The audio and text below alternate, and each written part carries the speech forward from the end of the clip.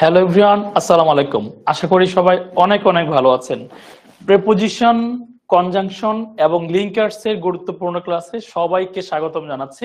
শুরু করার পূর্বে আমরা একটু সময় নিব যাতে আপনারা আমাকে কনফার্ম করতে পারেন আজকের এই ক্লাসটিতে আপনারা আমাকে ক্লিয়ারলি দেখতে পাচ্ছেন কিনা, অডিও ভিডিও এক কথায় সবকিছু ঠিকঠাক আছে কিনা। আমাকে একটু অল ক্লিয়ার লিখে জানাবেন। একটু অল ক্লিয়ার লিখেন যাতে আমি বুঝতে পারি যে সবকিছু ঠিকঠাক আছে। অল ক্লিয়ার লিখেন, আমরা তাহলে শুরু করে দিতে পারবো। একটু সময় নিচ্ছি, আমি 30 সেকেন্ড সময় নিচ্ছি। আপনারা একটু আমাকে অল ক্লিয়ার লিখে জানান যে সবকিছু ঠিকঠাক আছে কিনা। অলরাইট, একটু জানাবেন যে অল ক্লিয়ার লিখেন, হ্যাঁ, সবকিছু ঠিকঠাক আছে কিনা। আমরা আজকে যে তিনটে টপিকস নিয়ে আলোচনা করব সেটি হলো preposition, conjunction and linkers. Umme Khadija লিখেছেন আসসালামু আলাইকুম ভাইয়া। আসসালাম, ওকে, ওয়ালাইকুম আসসালাম। আপনারা আমাকে একটু কনফার্ম করেন যে অল ক্লিয়ার। রাইট, সবাই অল ক্লিয়ার লিখেছেন। উম্মে খাদিজা, ফারজানা, জহুর ইসলাম, জিহান রাজ, সবাই ঠিকঠাক লিখছেন, অল ক্লিয়ার। আলহামদুলিল্লাহ, ভালো আছি। হোপফুলি আপনারাও সবাই ভালো আছেন। তাহলে চলেন শুরু করে। আজকের ক্লাসটি বিশাল বড় একটি ক্লাস, বিকজ ইউ নো যে আমরা বেসিক্যালি যে পার্টস অফ স্পিচ নিয়ে পড়াশোনা করি, আজকে কিন্তু আমরা দুইটা পার্টস অফ স্পিচ নিয়ে পড়াশোনা করব। একটি হলো প্রিপোজিশন, আরেকটি হলো কনজাংশন। অর্থাৎ 8টি যে পার্টস অফ স্পিচ আছে এর মধ্যে দুটি বিশাল বড় পার্টস অফ স্পিচ নিয়ে আমরা আজকে আলোচনা করব। একেবারে ফার্স্টে আমরা বিগত বছর, আমি আপনাদেরকে অলওয়েজ বলি যে একটা টপিক শুরু করার জন্য ডেফিনেটলি আপনি ওই টপিকের কি কি পড়বেন, কি কি বাদ দিবেন, সেই একটা অ্যানালাইসিস রিপোর্ট আমাদের দরকার। সো একেবারে ফার্স্টে আমরা চলেন বিগত বছরের কিছু প্রশ্ন দিয়ে শুরু করতে চাই। সর্বশেষ বিসিএস এ অর্থাৎ 45তম বিসিএস এ প্রিপোজিশন থেকে 60টা প্রশ্ন আসছে। ইউজুয়ালি একটি বিসিএস এ বা একটি চাকরির পরীক্ষাতে একটি টপিক থেকে এতগুলো প্রশ্ন আসা উচিত না বা ইউজুয়ালি আসে না, but 45th BCS a preposition থেকে মোট 60টা প্রশ্ন আসছে। আপনারা জানেন যে বিসিএস এ ইংলিশ গ্রামার থেকে মাত্র 20টা প্রশ্ন থাকে, ওই 20টার মধ্যে প্রিপোজিশন থেকে কিন্তু 60টা প্রশ্ন আসছে। এর মধ্যে এটি হচ্ছে নাম্বার 1। সো এই প্রশ্নগুলো কিন্তু আমরা বিস্তারিত আলোচনা করব। আপনারা জাস্ট এই কোশ্চেনগুলো দেখেন, জাস্ট কোশ্চেনগুলো দেখেন। এটা আপনাদের কোশ্চেনগুলো অ্যানসারও করা দরকার নাই, আমি যদি বলি যে অ্যানসার করতে তখন আপনারা অ্যানসার করবেন। ওকে, সো এই কোশ্চেনের অ্যানসারটা হলো হি ডিসকাসড দ্য ম্যাটার। যদিও আমি এই কোশ্চেনটা নিয়ে পরবর্তীতে বিস্তারিত আলোচনা করব, জাস্ট আপনাদেরকে আমি অ্যানসারগুলো একটু দেখিয়ে রাখছি। তারপর 2 নাম্বার আরেকটি প্রশ্নে আমরা চলে আসলাম। এটিও 45th বিসিএস এ আসছে। 2 নাম্বার একটা প্রশ্ন প্রিপোজিশন থেকে, অ্যাঙ্গার মেবি কম্পেয়ার, কি বলেন তো, কম্পেয়ার টু। জাস্ট আমি আপনাদেরকে অ্যানসারগুলো দেখিয়ে রাখছি যাতে আমরা পরবর্তীতে যখন বিস্তারিত আলোচনা করব তখন হচ্ছে এই টপিকগুলো আসতে পারে বা এই পড়াগুলো আসতে পারে। প্রিপোজিশন বেসিক্যালি দুই ধরনের, একটি হলো গ্রামাটিক্যাল প্রিপোজিশন যেটা আমরা আজকের ক্লাসে সলভ করব, আরেকটি হলো এপ্রোপ্রিয়েট প্রিপোজিশন যেটা আপনাকে মুখস্থ করতে হবে। চলেন তাহলে আমরা, এগুলো কিন্তু এপ্রোপ্রিয়েট প্রিপোজিশন, ঠিক আছে। ওকে, তারপর এটা এটা একটা গ্রামাটিক্যাল প্রিপোজিশন। আমরা জানি যে টু, তাই না, দুই থাকলে আমরা বিটুইন ব্যবহার করি, আর দুইয়ের অধিক থাকলে কিন্তু আমরা অ্যামাং ব্যবহার করি, তাই না। এটা কিন্তু গ্রামাটিক্যাল, এটা হচ্ছে আপনার মুখস্থ কোনো কিছু নাই। 2 পর্যন্ত বিটুইন, 2 এর উপরে গেলে কিন্তু অ্যামাং। সো কিছু বিষয় আপনাকে জানতে হবে, মেমোরাইজ করলেই হবে না। ওই যে জানার বিষয়গুলো বা গ্রামারের বিষয়গুলো, সেই বিষয়গুলো কিন্তু আমরা আজকে পড়াশোনা করব। একেবারে আমরা আরেকটি প্রশ্নে চলে আসলাম, সেটি হলো কোন স্পিড বুঝালে, গতি বুঝালে আমরা সেখানে এট ব্যবহার করি। The train is running at 40 miles an hour, এটাও একটা গ্রামারের প্রশ্ন। আরেকটা প্রশ্ন যাই, I can't put up with him anymore. এখানে পোট আপ উইথ মানে কি? এই প্রশ্নটি 45th বিসিএস এর পাশাপাশি আরেকটি বিসিএস আসছিল, ওইখান থেকে কিন্তু এই প্রশ্নটাকে রিপিট করা হয়েছে। সো পোট আপ উইথ মানে হলো সহ্য করা, যেটা অ্যান্সার হচ্ছে টু টলারেট। তারপর আমরা আরেকটি প্রশ্নে যাব, সেটি হলো when one makes a promise one must not go dash on it। এটিও 45th বিসিএস একটি প্রশ্ন। এই প্রশ্নের উত্তর হলো কেউ যখন একটা প্রমিস করে, ওয়াদা করে, তখন তার ওই প্রমিস থেকে বা ওয়াদা থেকে বের হওয়া উচিত না বা ওয়াদা ভঙ্গ করা উচিত না। ওয়াদা ভঙ্গ করা ইংরেজি হলো গো ব্যাক অন। সো এখানে আমরা একটা ব্যাক বসিয়ে দিব, অর্থাৎ উত্তর হচ্ছে সি নাম্বার ব্যাক। আমরা এর পরের আরেকটি প্রশ্নে চলে যাই, সেটি হলো he does not adhere any principle, অর্থাৎ সে নীতি নৈতিকতায় থাকে না, নীতি নৈতিকতার বাহিরে সে চলে যায়। He does not adhere to, adhere to মানে লেগে থাকা, নীতিতে আবদ্ধ থাকা, সে নীতির প্রতি থাকে না। He does not adhere to any principle. আরেকটি বিষয় আমরা পড়াশোনা শুরু করে দিলাম। মোট 60টি প্রশ্ন আপনাদেরকে আমি দেখিয়েছি, অর্থাৎ 45th বিসিএস এ টোটাল 60টি প্রশ্ন আসছে প্রিপোজিশন পার্ট থেকে। এবার আমরা যাব হলো প্রিপোজিশনের একেবারে বেসিক্স, যেটা ধরেন আপনি প্রিপোজিশন টপিকটা পড়তে চান। অ্যাকচুয়ালি প্রিপোজিশন টপিক পড়ার পূর্বে আপনার ফার্স্টে জানা উচিত যে একটা প্রিপোজিশন একটা সেন্টেন্সে কোথায় কোথায় বসতে পারে। চলেন আগে দেখে নিই সে কোথায় কোথায় বসে। ঢাকা হলো একটি নাউন, ঢাকা সিটি হলো একটি নাউন ফ্রেজ, ঢাকা সিটি হলো একটি নাউন ফ্রেজ। টিচিং হলো একটি জেরান্ড, টিচিং হলো একটি জেরান্ড। মি হলো একটি প্রনাউন। তো অনেক ইন্টারেস্টিং এই বিষয়টা। আপনি যে প্রিপোজিশন পড়বেন অ্যাকচুয়ালি আপনার ফার্স্টে জানা উচিত যে প্রিপোজিশন আসলে বসতে পারে কোথায় কোথায়। তাহলে দেখেন এখানে ইন হলো প্রিপোজিশন, ইন হলো প্রিপোজিশন, ইন হলো প্রিপোজিশন, অন হলো প্রিপোজিশন। তাহলে প্রিপোজিশন বসতে পারে কোথায় কোথায় বলুন তো? প্রিপোজিশন বসতে পারে নাউনের পূর্বে, প্রিপোজিশন বসতে পারে নাউন ফ্রেজের পূর্বে, প্রিপোজিশন বসতে পারে জেরান্ডের পূর্বে, প্রিপোজিশন বসতে পারে প্রনাউনের পূর্বে। ঠিক আছে, আমরা কিন্তু আজকের এই ক্লাসটা কিন্তু বিশাল বড় একটা ক্লাস। আপনারা অ্যাটেনটিভ থাকবেন এবং যদি কোনো কিছু মিসিং হয়ে যায় পরবর্তীতে আপনারা পিডিএফ থেকে অথবা রেকর্ড ক্লাস থেকে দেখে নেবেন। ঠিক আছে, সো একেবারেই টাইম কিন্তু নষ্ট করা যাবে না। আমরা 2 ঘন্টা অ্যাটলিস্ট আজকে 2 ঘন্টা পড়তে হবে। 2 ঘন্টা পড়লেও আমি আজকে টপিকটা শেষ করতে পারবো না। এই কারণে একেবারেই পারফেক্টলি মানে অ্যাটেনটিভ থাকতে হবে আজকের ক্লাসের মধ্যে। ওকে, আর কোনো কিছু যদি না লিখতে পারেন ব্যাপার না, এটা আমরা পিডিএফ থেকে বা পরবর্তী রেকর্ড ক্লাস থেকে দেখে নিব। সো প্রিপোজিশন তাহলে বসতে পারে 4টি বিষয়ের পূর্বে। প্রিপোজিশনের ডেফিনিশনটা আমরা এভাবে লিখতে পারি, preposition is a word which is used before. সে বসতে পারে কার কার পূর্বে? নাউনের পূর্বে বসতে পারে, প্রনাউনের পূর্বে বসতে পারে, জেরান্ডের পূর্বে বসতে পারে এবং নাউন ফ্রেজের পূর্বে বসতে পারে।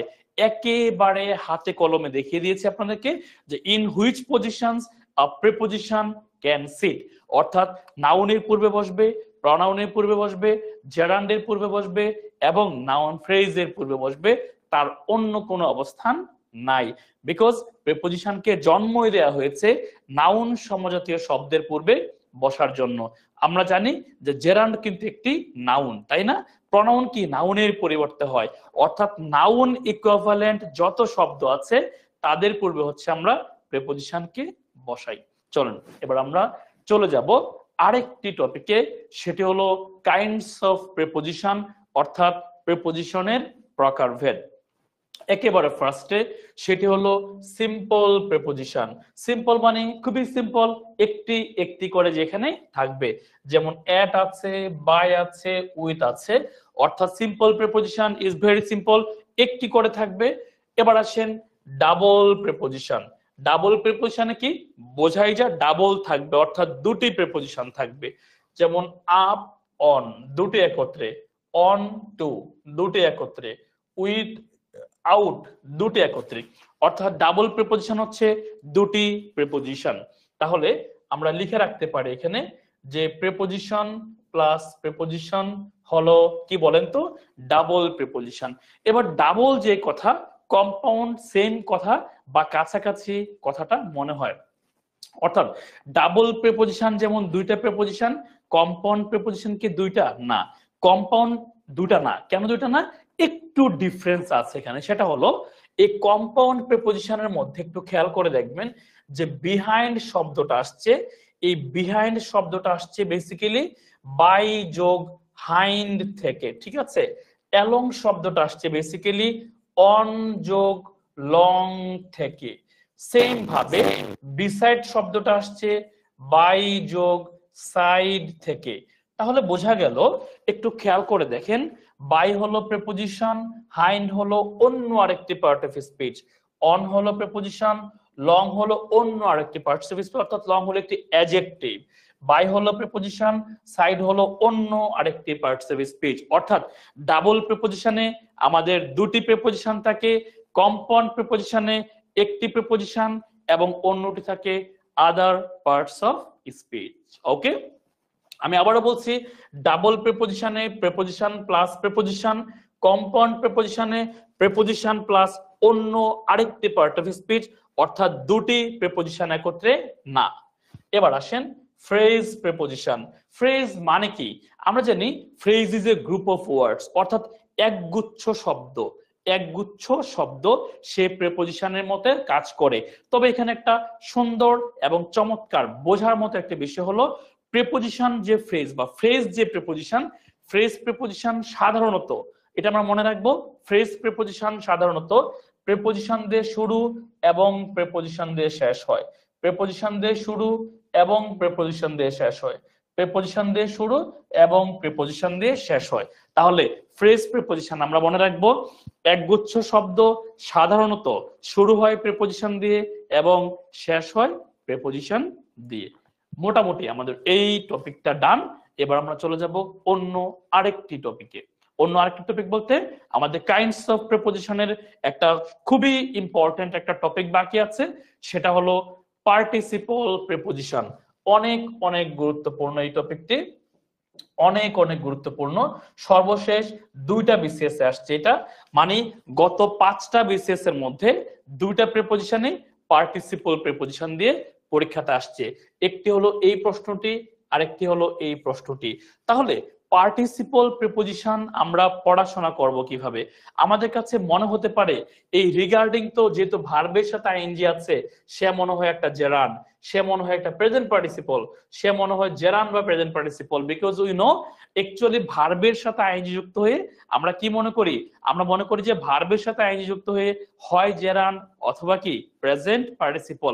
বাট মনে রাখতে হবে কিছু আইএনজি যুক্ত শব্দ এরা আবার কিন্তু প্রিপোজিশন, ওদেরকে আমরা বেসিক্যালি বলি participle preposition. So participle preposition হলো ভার্বের সাথে আইএনজি যুক্ত হয়ে এরা প্রিপোজিশনের মতো কাজ করে, এরা জেরান্ড না এবং এরা প্রেজেন্ট পার্টিসিপল না। তাহলে পার্টিসিপল প্রিপোজিশন কি? ভার্বের সাথে আইএনজি যুক্ত হয়ে এরা প্রিপোজিশন হিসেবে কাজ করে।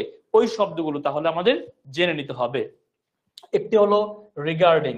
রিগার্ডিং এর একটা সিনোনিম বলা যেতে পারে অ্যাবাউট, অর্থাৎ রিগার্ডিং আমরা ধরতে পারি সম্পর্কে। রিগার্ডিং মানে কি বলেন? সম্পর্কে। তাহলে have you had any problem regarding the issue? তুমি কি এই ইস্যুটি সম্পর্কে, তুমি কি এই ইস্যুটির ব্যাপারে কোনো প্রবলেম ফেস করেছো? রিগার্ডিং মানে কি? অ্যাবাউট। এবার আসেন will arrange a reception programme. আমরা একটা রিসেপশন প্রোগ্রাম আয়োজন করব following the marriage. Following the marriage মানে কি? ম্যারেজের পরে বা বিয়ের পরে। সো ফলোইং এর বাংলা মিনিং হলো আফটার এর মতো। আফটার মানে পরে, ফলোইং মানে কি তাহলে? পরে। ওকে, তাহলে will arrange a reception programme after the marriage. After the marriage না বলে আমরা কি বললাম? Following the marriage. খুবই খুবই ইন্টারেস্টিং এবং অনেক অনেকবার পরীক্ষাতে এটা আসছে। তাহলে রিগার্ডিং অ্যাবাউট এর কাজ করে, আফটার এবং ফলোইং একই বিষয়। রিগার্ডিং একটা অ্যাবাউট প্রিপোজিশন কাজ করে, ফলোইং একটা আফটার প্রিপোজিশনের কাজ করে। সেম ঘটনা এই কনসার্নিং মানে কি? এই কনসার্নিং মানেও কিন্তু অ্যাবাউট। কনসার্নিং মানেও অ্যাবাউট। এই অ্যাবাউট বাংলা মিনিংটা কি তাহলে? সম্পর্কে। তাহলে কনসার্নিং এর দুইটা বা সম্পর্কে যে বোঝায়, এটা দুইটা প্রিপোজিশন হতে পারে। কোনটা কোনটা বলুন তো? রিগার্ডিং এবং কনসার্নিং। তাহলে পরীক্ষাতে আসবে কোশ্চেনটা এভাবে যে রিগার্ডিং এখানে কোন পার্ট অফ স্পিচ, ফলোইং এখানে কোন পার্ট অফ স্পিচ। আমরা কি দেখাবো? আমরা দেখাবো হলো প্রিপোজিশন। ওকে, তাহলে রিগার্ডিং মানে অ্যাবাউট বা সম্পর্কে, কনসার্নিং মানে অ্যাবাউট বা সম্পর্কে, ফলোইং মানে হলো আফটার বা পরে। ঠিক আছে, তাহলে এরা কিন্তু প্রিপোজিশন। পরীক্ষাতে আসতে পারে এরা কোন ধরনের প্রিপোজিশন। আমরা কি দেখাবো? আমরা দেখাবো হচ্ছে এরা পার্টিসিপল প্রিপোজিশন। ভার্বের সাথে আইএনজি যুক্ত হয়ে প্রেজেন্ট পার্টিসিপল না হয়ে এটা কি হয়ে যায় বলেন? ভার্বের সাথে আইএনজি যুক্ত হয়ে প্রেজেন্ট পার্টিসিপল না হয়ে এটা কি হয়ে যায়? এটা প্রিপোজিশন হয়ে যায়। ঠিক আছে, ওকে ওকে ওকে। তাহলে আমরা কি করব বলেন তো? পরীক্ষাতে আসবে রিগার্ডিং কোন পার্টস অফ স্পিচ কি দেখাবো? প্রিপোজিশন। ফলোইং কোন পার্টস অফ স্পিচ কি দেখাবো? প্রিপোজিশন। কনসার্নিং কোন পার্টস অফ স্পিচ কি দেখাবো? প্রিপোজিশন। এখন কোশ্চেন হতে পারে যে আমরা অ্যাকচুয়ালি বুঝবো কিভাবে এটা? ঠিক আছে, বুঝবো কিভাবে? ইংলিশ ল্যাঙ্গুয়েজের মধ্যে আইএনজি যুক্ত প্রিপোজিশন আর নাই, হাতে গোনা আছে কটা? এই 3-4টাই আছে। আরো একটা আছে, আমি সেটাও লিখে দিচ্ছি। সেটা লিখেন হচ্ছে কনসিডারিং। লিখেন কনসিডারিং, কনসিডারিং। ওকে, কনসিডারিং। এই 4টা হলো এটা আইএনজি যুক্ত প্রিপোজিশন। যারা প্রশ্ন করেছেন বুঝবো কিভাবে, এই তো বলে দিলাম। কয়টা আছে বলুন তো? এই 4টা। সো খুবই সিম্পল হয়ে গেল এখন আমাদের বোঝার জন্য। তাহলে পরীক্ষাতে যদি আসে যে ওয়াকিং কোন পার্টস অফ স্পিচ, ওইটা তো ভাই আর প্রিপোজিশন না, তাই না? পরীক্ষাতে যদি আসে প্লেইং কোন পার্টস অফ স্পিচ, এটা তো আর প্রিপোজিশন না। তাহলে প্রিপোজিশন কোনগুলো বলুন তো? প্রিপোজিশন হলো বেসিক্যালি 4টা। কোন 4টা বলুন তো? কনসিডারিং, তারপরে কনসার্নিং, তারপরে ফলোইং, তারপরে রিগার্ডিং। এবার আশা করি আর কোনো প্রবলেম থাকবে না বা কনফিউশন থাকবে না। তো পরীক্ষাতে রিগার্ডিং আসবে মানে কি দিবেন? Preposition, following preposition, concerning preposition, considering preposition. Done. তাহলে আর কোনো কনফিউশন নাই। পরীক্ষাতে আসলো playing is my hobby, playing কি এখানে প্রিপোজিশন না? সো এই শব্দগুলো কিন্তু অবশ্যই কি হবে? পার্টিসিপল প্রিপোজিশন হবে। চলুন এবার আমরা আরেকটা টপিকে চলে যাই। আমি আপনাদেরকে একটু পরে এই প্রশ্নগুলো বিসিএস এ কিভাবে আসে আপনাদেরকে একটু পরে বিসিএস এর কোশ্চেনগুলো আমি যখন দেখাবো তখন আপনারা আরেকটু ক্লিয়ার হবেন। ওকে, আপনারা একটা কাজ করেন, আপনারা সবাই একটু চ্যাট বক্সে আসেন।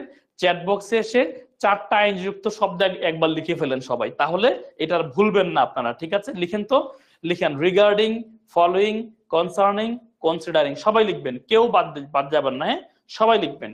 লিখেন regarding, following, concerning, considering. Regarding, following, concerning, considering. তাহলে কিন্তু আর প্রবলেম থাকবেন না বা কনফিউজড হবেন না। 4টা রিগার্ডিং, ফলোইং, কনসার্নিং, কনসিডারিং। সবাই একবার চ্যাট বক্সে লিখে ফেলেন, সো দ্যাট বিষয়টা কি হয়ে যায়? আমাদের আত্মস্থ হয়ে যায়, যাতে আমরা আর কনফিউজড না হই। রিগার্ডিং, ফলোইং, কনসার্নিং, কনসিডারিং সবাই একবার লিখে ফেলেন। ওকে, বাদ দিবেন না কেউ, সবাই একবার লিখবেন। ওকে, চলুন এবার পরের আরেকটি স্লাইডে চলে আসছি। সেটা হলো detached preposition. Detached preposition.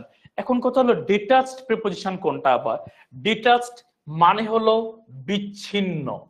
Detached মানে কি বলুন তো? ডিটাচড মানে হলো বিচ্ছিন্ন। বিচ্ছিন্ন প্রিপোজিশন। পরীক্ষাতে বিচ্ছিন্ন প্রিপোজিশন তাহলে আসবে কিভাবে? বিচ্ছিন্ন প্রিপোজিশন এভাবে আসে। এই সবগুলি কিন্তু পরীক্ষাতে আসার মতো প্রশ্ন। দেখেন, he lives with Rahim. Detach প্রিপোজিশনটা কি সেটা আপনার ফার্স্টে জানা উচিত। মনে রাখবেন, ডিটাচ প্রিপোজিশন হলো সেই প্রিপোজিশন যে কিনা বিচ্ছিন্ন হয়ে সেন্টেন্সের লাস্টে অবস্থান করে, যে কিনা বিচ্ছিন্ন হয়ে সেন্টেন্সের লাস্টে অবস্থান করে। অর্থাৎ আপনি দেখেন, রহিম হলো নাউন, নাউনের পূর্বে প্রিপোজিশন আছে, বাট সেই নাউনের পূর্বে প্রিপোজিশনটা বিচ্ছিন্ন হয়ে সেন্টেন্সের শেষে অবস্থান করলো। ক্লাস 10 হলো একটা নাউন, ইন হলো প্রিপোজিশন। এই ইনটা কোথায় চলে গেল? বিচ্ছিন্ন হয়ে সেন্টেন্সের লাস্টে অবস্থান করলো। এখন আপনারা বলতে পারেন, আমরা বুঝবো কিভাবে যে এই প্রিপোজিশনটা কখন বিচ্ছিন্ন হয়ে লাস্টে যেতে পারে? খুবই সিম্পল কথাবার্তা। বাক্যটা যখন নেগেটিভ বাক্য না ইন্টারোগেটিভ বাক্য, বাক্যটা কি বলুন তো? ইন্টারোগেটিভ বাক্য। এই বাক্যটার দিকে তাকান, এটা একটা ইন্টারোগেটিভ বাক্য। ঠিক আছে, তাহলে ইন্টারোগেটিভ বাক্য যখন থাকবে তখনই আপনি একটা বিচ্ছিন্ন প্রিপোজিশন বা আপনি একটা ডিটাচ প্রিপোজিশন ব্যবহার করতে পারবেন। তাহলে এই বাক্যটা ছিল অ্যাফার্মেটিভ বাক্য, এই বাক্যটা ছিল অ্যাফার্মেটিভ বাক্য, এটা হলো একটা প্রশ্নবোধক বাক্য, এটা হলো একটা প্রশ্নবোধক বাক্য। অর্থাৎ প্রশ্নবোধক বাক্যে আমরা ডিটাচড প্রিপোজিশন ব্যবহার করতে পারি। ঠিক আছে, তাহলে ডিটাচড প্রিপোজিশন কখনোই অ্যাফার্মেটিভ বাক্যে হবে না, সেটা হবে কি বলেন, একেবারে লাস্টে যখন বসবে অবশ্যই বাক্যটা হতে হবে ইন্টারোগেটিভ একটা বাক্য। তাহলে পরীক্ষাতে এভাবে আসবে যে উইথ এখানে কোন ধরনের প্রিপোজিশন। মনে রাখতে হবে সে নাউনের পূর্বে বসে নাই, প্রনাউনের পূর্বে বসে নাই, জেরান্ডের পূর্বে বসে নাই, কোন নাউন ফ্রেজের পূর্বে বসে নাই, সে আলাদা হয়ে গিয়েছে, বিচ্ছিন্ন হয়ে গিয়েছে, একেবারে বাক্যের লাস্টে একটা ডিটাচড অবস্থায় আছে, এবং বাক্যটা কি বলেন, ইন্টারোগেটিভ একটা বাক্য। সো ইন্টারোগেটিভ বাক্যে আমরা ডিটাচড প্রিপোজিশন ব্যবহার করতে পারি। পরীক্ষাতে আসবে উইথ এখানে কোন ধরনের প্রিপোজিশন, আমরা কি দেখাবো, উইথ এখানে একটি ডিটাচড প্রিপোজিশন। ঠিক আছে, চলেন আমরা এবার চলে গেলাম আমাদের আরেকটি ভিন্ন টপিকে। খেয়াল করেন কোশ্চেনটা পরীক্ষাতে আসছিল কিভাবে। 39তম বিসিএস এ there was a small reception following the wedding. So following মানে কি জানো, ফলোইং মানে হলো পরে, ফলোইং মানে কি বলেন, পরে। ছোট একটা ওয়েডিং প্রোগ্রাম হয়েছিল, বলেন ছোট একটা স্মল রিসেপশন হয়েছিল কিসের পরে, বিয়ের পরে। ওকে, তাহলে ফলোইং এখানে কি বলেন তো, ফলোইং এখানে প্রিপোজিশন। আমরা চলেন আরেকটি প্রশ্নে চলে যাই। Call me if you have any problems regarding your work. তোমার কাজ সম্পর্কে যদি কোনো প্রবলেম থাকে আমাকে একটা কল দিও।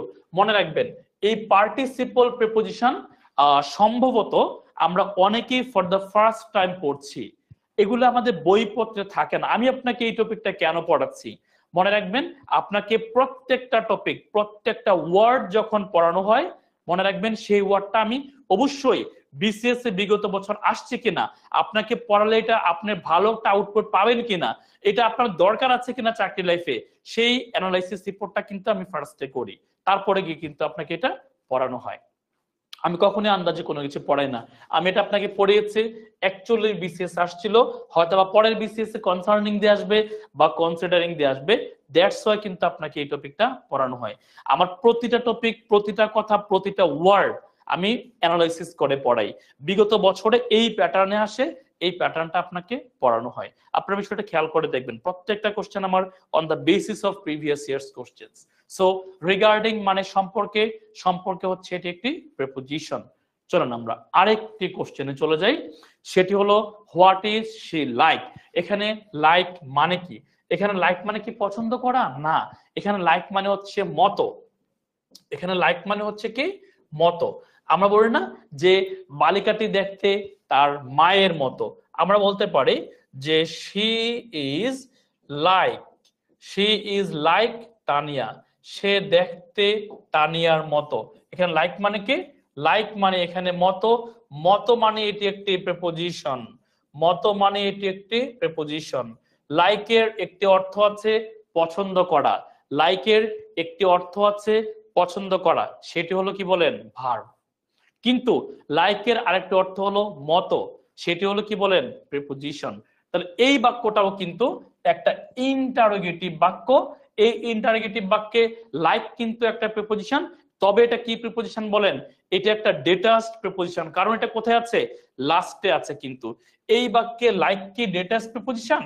আমি যে বাক্যটা লিখে দিয়েছি শি ইজ লাইক তানিয়া, এই বাক্যে ডিটাচড প্রিপোজিশন না, কারণ এই বাক্যে তানিয়া হচ্ছে নাউন, নাউনের পূর্বে সে ভালো অবস্থায় আছে, সে ডিটাচড না, বাট সে কিন্তু ডিটাচড, সে আছে কোথায়, একেবারে লাস্টে। সে তানিয়া থেকে উঠে চলে গেল, চলে গিয়ে সে কোথায় আছে এখন, ডিটাচড অবস্থায় বাক্যের লাস্টে আছে, তার সাথে কোনো নাউন নাই, জেরান্ড নাই, প্রনাউন নাই। অর্থাৎ পরীক্ষাতে যদি আসে লাইক কোন পার্টিসিপিল স্পিচ, আমরা কি দেখাবো, প্রিপোজিশন। এখানে লাইকের অর্থ কি বলেন, মতো। চলেন আমরা চলে যাব আরেকটি টপিকে, আরেকটি প্রশ্নে। Choose the correct sentence. সুন্দর একটি প্রশ্ন, উত্তর করেন তো দেখি। I have no house to, কি বলেন তো, এটা অ্যান্সার কি হবে, ডিটাচড প্রিপোজিশন। এটাও কিন্তু একটা ডিটাচড প্রিপোজিশন। খুবই খুবই সুন্দর একটি প্রশ্ন। I have no house to live, কি বলেন, টু লিভ উইথ হবে, টু লিভ ইন হবে, নাকি কি বলেন তো অ্যান্সার কি হবে এটা? হাউসে আপনারা কি করেন, হাউসে লিভ উইথ করেন নাকি লিভ ইন করেন, কি বলেন তো? লিভ উইথ হবে নাকি লিভ ইন হবে? মনে করেন আমরা যখন দেখি যে উদাহরণস্বরূপ হোটেল, হোটেল বুক করতেছেন আপনি, হোটেলে কি লেখা থাকে, ইন, ইন, তাই না, ইন লেখা থাকে, হ্যাঁ, সেই ইন থেকে কিন্তু ইন মানে কি আবাসিক, ঠিক আছে। So I have no house to live in, I have no house to live in. এখন আপনারা আমাকে বলতে পারেন যে ভাইয়া আসলে আপনি তো বলেছিলেন যে ইন্টারোগেটিভে একটা ডেটাস্ট প্রিপজিশন হয়, আসলে এই বাক্যটা তো ইন্টারোগেটিভ নাই, তা এটা এখানে কেন ডেটাস্ট প্রিপজিশন হবে? দ্য রিজন ইজ ডেটাস্ট প্রিপজিশন শুধু ইন্টারোগেটিভে না, লিখে রাখেন ইনফিনিটিভের পরেও ডেটাস্ট প্রিপজিশন হতে পারে। টু লিভ হচ্ছে ইনফিনিটিভ, ঠিক আছে, লিখে রাখেন এটা, ইনফিনিটিভের পরে ডেটাস্ট প্রিপজিশন হয়। তাহলে ইন্টারোগেটিভ সেন্টেন্সে ডেটাস্ট প্রিপজিশন হবে একটি কথা। দুই নাম্বার লিখে রাখেন ইনফিনিটিভের পরে ডেটাস্ট প্রিপজিশন হয়। তাহলে দুটো জিনিস শিখে নিলাম, একটি হলো ইন্টারোগেটিভ সেন্টেন্সে ডেটাস্ট প্রিপজিশন এবং ইনফিনিটিভের পরে ডেটাস্ট প্রিপজিশন। ওকে, সো আমাদের এই কোশ্চেনটাও শেষ হয়ে গেল। এবার আমরা চলে যাব আমাদের পরবর্তী আরেকটি টপিকে, সেটি হলো প্রিপজিশন অফ টাইম। একটু খেয়াল করেন, আমাদের ডেইলি লাইফে আমরা প্রিপজিশনকে বিভিন্ন ভাবে ব্যবহার করতে পারি। ধরেন আমি বললাম যে I go to Dhaka by bus, বাসের পূর্বে বসেছে। আই স্লিপ এট নাইট, নাইটের পূর্বে বসেছে। আই লিভ ইন ঢাকা, ঢাকার পূর্বে বসলো। ঢাকা হলো একটি প্লেস, নাইট হলো একটি সময়, তাই না? তাহলে সময়ের পূর্বে বসে, প্লেসের পূর্বে বসে, যানবাহনের পূর্বে বসে। I communicate with her by mobile, মোবাইলের পূর্বে বসে, তাই না? তাহলে কি প্রত্যেকটা বিষয় আমরা যখন বসাই বিভিন্ন কিছু প্রেক্ষাপটে আমরা প্রিপজিশনকে ব্যবহার করতে পারি। সো এখন আমরা যেটা করব, এই টপিকের নাম হলো টাইম সম্পর্কিত বা সময় সম্পর্কিত প্রিপজিশন, অর্থাৎ সময় সম্পর্কিত প্রিপজিশন আমরা ব্যবহার করতে চাই। সময় সময় সময়, ঠিক আছে? সো সময় সম্পর্কিত প্রিপজিশন ব্যবহার করতে চাই। একটু শোনার আগে আমি একটা সিরিয়াল মেনটেন করে দিই আপনাদেরকে। আমরা একটা সিরিয়ালে যাব, হ্যাঁ, একটা ছোট সময় থেকে ধরে ধরে বড় সময় পর্যন্ত একটা সিরিয়াল বা একটা সিকোয়েন্স আছে এটার। ধরেন আপনি বললেন 7:30 AM, এটা একটা সময়। তারপরে বললেন মর্নিং, এটা আর একটা সময়। তারপরে বললেন সানডে, এটা আর একটা সময়। তারপরে বললেন জানুয়ারি, এটা আর একটা সময়। এই সময়ের একটা সিকোয়েন্স খেয়াল করে দেখেন, খেয়াল করে দেখেন, সবচেয়ে বড় কোনটা? জানুয়ারি। তার থেকে একটু ছোট কোনটা? সানডে। তার থেকে আরেকটু ছোট কোনটা? মর্নিং। মর্নিং এর আরেকটা ছোট পার্ট কি? 7:30 AM। সো এই যে সিকোয়েন্সটা, এই সিকোয়েন্সটা ভেরি ইন্টারেস্টিং। এই ছোট থেকে ধীরে ধীরে ধীরে ধীরে আমরা বড়র দিকে যাব। তাহলে এই যে শর্ট টাইম, হ্যাঁ, আপনারা এখন কিছু লেখা দরকার নাই, জাস্ট একটু দেখেন। এখানে আমরা এট বসাবো, এখানে আমরা ইন বসাবো, এখানে আমরা অন বসাবো, এখানে আমরা ইন বসাবো। তাহলে একটু খেয়াল করে দেখেন এই সিরিয়ালটা কি? সিরিয়ালটা হলো প্রথমে ঘড়ির কাঁটা, দেখেন 1 নাম্বার। এবার চলে আসলাম রোল নাম্বার 1-এ। এই পড়াটা আমাদের জাস্ট একটা কি বোঝানোর জন্য আমি বলে দিলাম। এবার আসেন রোল নাম্বার 1, সিরিয়ালে যাব কিন্তু আমরা, হ্যাঁ, সিরিয়ালে যাব। প্রথমে অ্যাটে আছে, আমরা প্রথমে অ্যাটে আছে, দেখেন ঘড়ির কাঁটার পূর্বে অথবা খাবারের সময়ের পূর্বে আমরা অ্যাট ব্যবহার করি। প্রথমটা কিন্তু, হ্যাঁ, ঘড়ির কাঁটার পূর্বে খাবারের সময়ের পূর্বে আমরা অ্যাট ব্যবহার করি। এই যে ঘড়ির কাঁটা আছে, অ্যাট হবে, ঘড়ির কাঁটা আছে, অ্যাট হবে, খাবারের সময় আছে, অ্যাট হবে। অর্থাৎ আমরা কিন্তু প্রথমটাতে আছি এখন, হ্যাঁ, আমরা এখন এটাতে আছি। তাহলে ঘড়ির কাঁটার পূর্বে এবং খাবারের সময়ের পূর্বে আমরা কি ব্যবহার করি? অ্যাট ব্যবহার করি। এবার আমরা যাব আরেকটু বড় সময়ে। ঘড়ির কাঁটা 7:30 ছিল, আমি বললাম না 7:30 না, পুরোটা সকাল, পুরোটা দুপুর, পুরোটা বিকাল। সকাল, দুপুর, বিকাল। ঘড়ির কাঁটা না বলে আরেকটু বড় দিকে গেলাম, সকাল পুরোটা, দুপুর পুরোটা, বিকাল পুরোটা। সো এবার যাব 2 নম্বরে। 2 নম্বরে দেখেন, 2 নম্বরে কি আছে? দেখেন morning, evening, afternoon. Morning, evening, আফটারনুনের পূর্বে আমরা কি ব্যবহার করব? ইন ব্যবহার করব। মর্নিং, ইভিনিং, আফটারনুনের পূর্বে আমরা ইন ব্যবহার করব। 2 নম্বরে আছে কিন্তু আমরা সিরিয়ালে মর্নিং, ইভিনিং, আফটারনুনের পূর্বে আমরা ইন ব্যবহার করব, ঠিক আছে? তাহলে চলেন আমি আপনাদেরকে ওই পার্টটা টিক চিহ্ন দিয়ে আসি। এই পার্টে, হ্যাঁ, আমরা মর্নিং, ইভিনিং, আফটারনুনে ছিলাম, 2 নাম্বার পর্যন্ত ছিলাম, হ্যাঁ। তাহলে মর্নিং, ইভিনিং, আফটারনুন, তিনটা শব্দ, মর্নিং, ইভিনিং, আফটারনুন। এর পূর্বে আমরা কি ব্যবহার করছি? ইন ব্যবহার করছি। মর্নিং, ইভিনিং, আফটারনুনের পূর্বে আমরা কি ব্যবহার করছি? ইন ব্যবহার করছি। ওকে, আমি দেখিয়ে দিচ্ছি তাহলে। মর্নিং, ইভিনিং, আফটারনুন, এর পূর্বে আমরা কি ব্যবহার করব? ইন ব্যবহার করব। এবার আসেন আরেকটু বড়র দিকে। মর্নিং, ইভিনিং, আফটারনুন, এদের সবগুলো থেকে বড় কোনটা? ওই ডেটা। হতে পারে সানডে, হতে পারে মানডে। ওই সানডে আবার একটা দিন হতে পারে, একটা তারিখও হতে পারে, তাই না?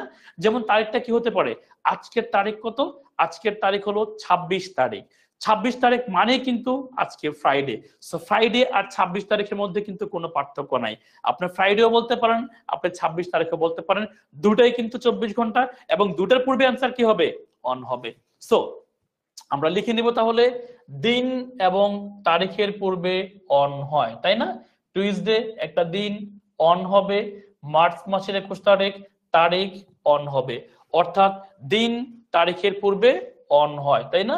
দিন এবং তারিখের পূর্বে কি হয়? অন হয়। তাহলে চলেন আমরা ওইখানে গিয়ে একটা টিক চিহ্ন দিয়ে আসি। আমাদের এই জায়গাটাও শেষ হয়ে গেল। এই যে অন হবে, তাই না? সানডে, মানডে, টুইসডে, 1 তারিখ, 2 তারিখ, 3 তারিখ, যে কোনো দিন এবং তারিখের পূর্বে আমরা কি ব্যবহার করব? অন ব্যবহার করব। দিন এবং তারিখের পূর্বে অন। তাহলে টুইসডে দিন অন হবে, মার্চ মাসের 21 তারিখ তারিখ অন হবে। দিন এবং তারিখের পূর্বে তাহলে আমরা অন ব্যবহার করব। এবার সবচেয়ে ইন্টারেস্টিং সেটা হলো 24 ঘন্টা থেকে যত কিছু বড় আছে আমাদের দৈনন্দিন জীবন, আপনি 24 ঘন্টা থেকে যা কিছু বড় পান, কি পেতে পারেন? উইক হতে পারে, মাস হতে পারে, তাই না? বছর হতে পারে, শতাব্দী হতে পারে, যোগ হতে পারে, তাই না? সামার হতে পারে, উইন্টার হতে পারে। 24 ঘন্টা থেকে বড়, অর্থাৎ একদিন থেকে যত কিছু বড় আপনি পান, একদিন থেকে যত কিছু বড় পান, একদিন থেকে বড় কি আছে? উইক আছে, মার্চ মাস আছে, স্প্রিং আছে, 1616 আছে, সেঞ্চুরি আছে। একদিন থেকে যত কিছু বড় সবার পূর্বে আমরা ইন ব্যবহার করি। একদিন থেকে যত কিছু বড় সবার পূর্বে আমরা ইন ব্যবহার করি, ঠিক আছে? একদিন থেকে যত কিছু বড় সবকিছুর পূর্বে আমরা ইন ব্যবহার করি। খুবই ইন্টারেস্টিং এটা, তাই না? একদিন থেকে বড় মানে অ্যান্সারটা কি হবে? ইন হবে। সো আমরা তাহলে দেখি একটু। উইক হলো একদিন থেকে বড়, ইন হবে। মার্চ একদিন থেকে বড়, ইন হবে। স্প্রিং একদিন থেকে বড়, ইন হবে। 1616 একদিন থেকে বড়, ইন হবে। 15 সেঞ্চুরি একদিন থেকে বড়, কি হবে? ইন হবে। সো আমি তাহলে ওই জায়গাতে গিয়ে একটা টিক চিহ্ন দিয়ে আসি। চলেন, আমাদের যে সিকোয়েন্সটা ছিল এই সিকোয়েন্সটা কিন্তু ডান হয়ে গেল, তাই না? ঘড়ির কাঁটা অ্যাট হবে, তার থেকে বড় মর্নিং, ইভিনিং, আফটারনুন ইন হবে, তার থেকে বড় দিন এবং তারিখ অন হবে, একদিন থেকে বড় যত কিছু আছে অ্যান্সার তাহলে কি হবে? ইন হবে, তাই না? খুবই ইন্টারেস্টিং একটা পার্ট। চলেন তাহলে আমরা যেখানে ছিলাম, বেসিক্যালি আমরা এই জায়গাটাতে ছিলাম। একদিন থেকে বড় সবকিছুর পূর্বে আমরা কি ব্যবহার করব? ইন ব্যবহার করব। এবার চলুন আমরা পরবর্তী আরেকটা ধাপে যাই। রোল নাম্বার 4 পর্যন্ত আমাদের শেষ হয়ে গেল। এবার আমরা যাব হলো রোল নাম্বার 5 এ। রোল নাম্বার 5 এ কি আছে? রোল নাম্বার 5 এ আছে নাইটের সাথে কি কি প্রিপোজিশন হতে পারে। নাইটের সাথে 3টা প্রিপোজিশন হতে পারে। চলেন একটু খেয়াল করি। নাইটের সাথে 3টা প্রিপোজিশন হতে পারে। ওকে, তো সাধারণত এট ব্যবহার করব নাইটের পূর্বে, আর্টিকেল দা থাকলে ইন ব্যবহার করব, আর মানডে নাইট যে কোনো দিনের নাম থাকলে, Sunday, Monday, Tuesday, Wednesday, Thursday, Friday, day থাকলে তখন আমরা অন ব্যবহার করব, ঠিক আছে? তাহলে প্রথম থেকে আমি বলে দিচ্ছি তিনটা কথা আমরা হচ্ছে ব্যবহার করব, ঠিক আছে? একটু খেয়াল করেন তাহলে। So elegant, so beautiful, the teaching method is just like a এই কথাটা এত পরিমাণে মানে আর বললাম না কিছু। তাহলে নাইটের পূর্বে সাধারণত আমরা এট ব্যবহার করব। নাইটের পূর্বে সাধারণত আমরা এট ব্যবহার করব। তাহলে প্রথম কথা, নাইটের পূর্বে সাধারণত এট। 2 নাম্বার, আর্টিকেল দা থাকলে ইন, আর্টিকেল দা থাকলে ইন। 3 নাম্বার, দিনের নাম থাকলে day, Sunday, Monday, Tuesday, day থাকলে অন, ঠিক আছে? আবার বলছি, সাধারণত এট, সাধারণত কি বলেন? এট। 2 নাম্বার, আর্টিকেল দা থাকলে কি হবে in, Sunday Monday Tuesday day থাকলে কি হবে অন, ডে থাকলে কি হবে বলুন তো অন।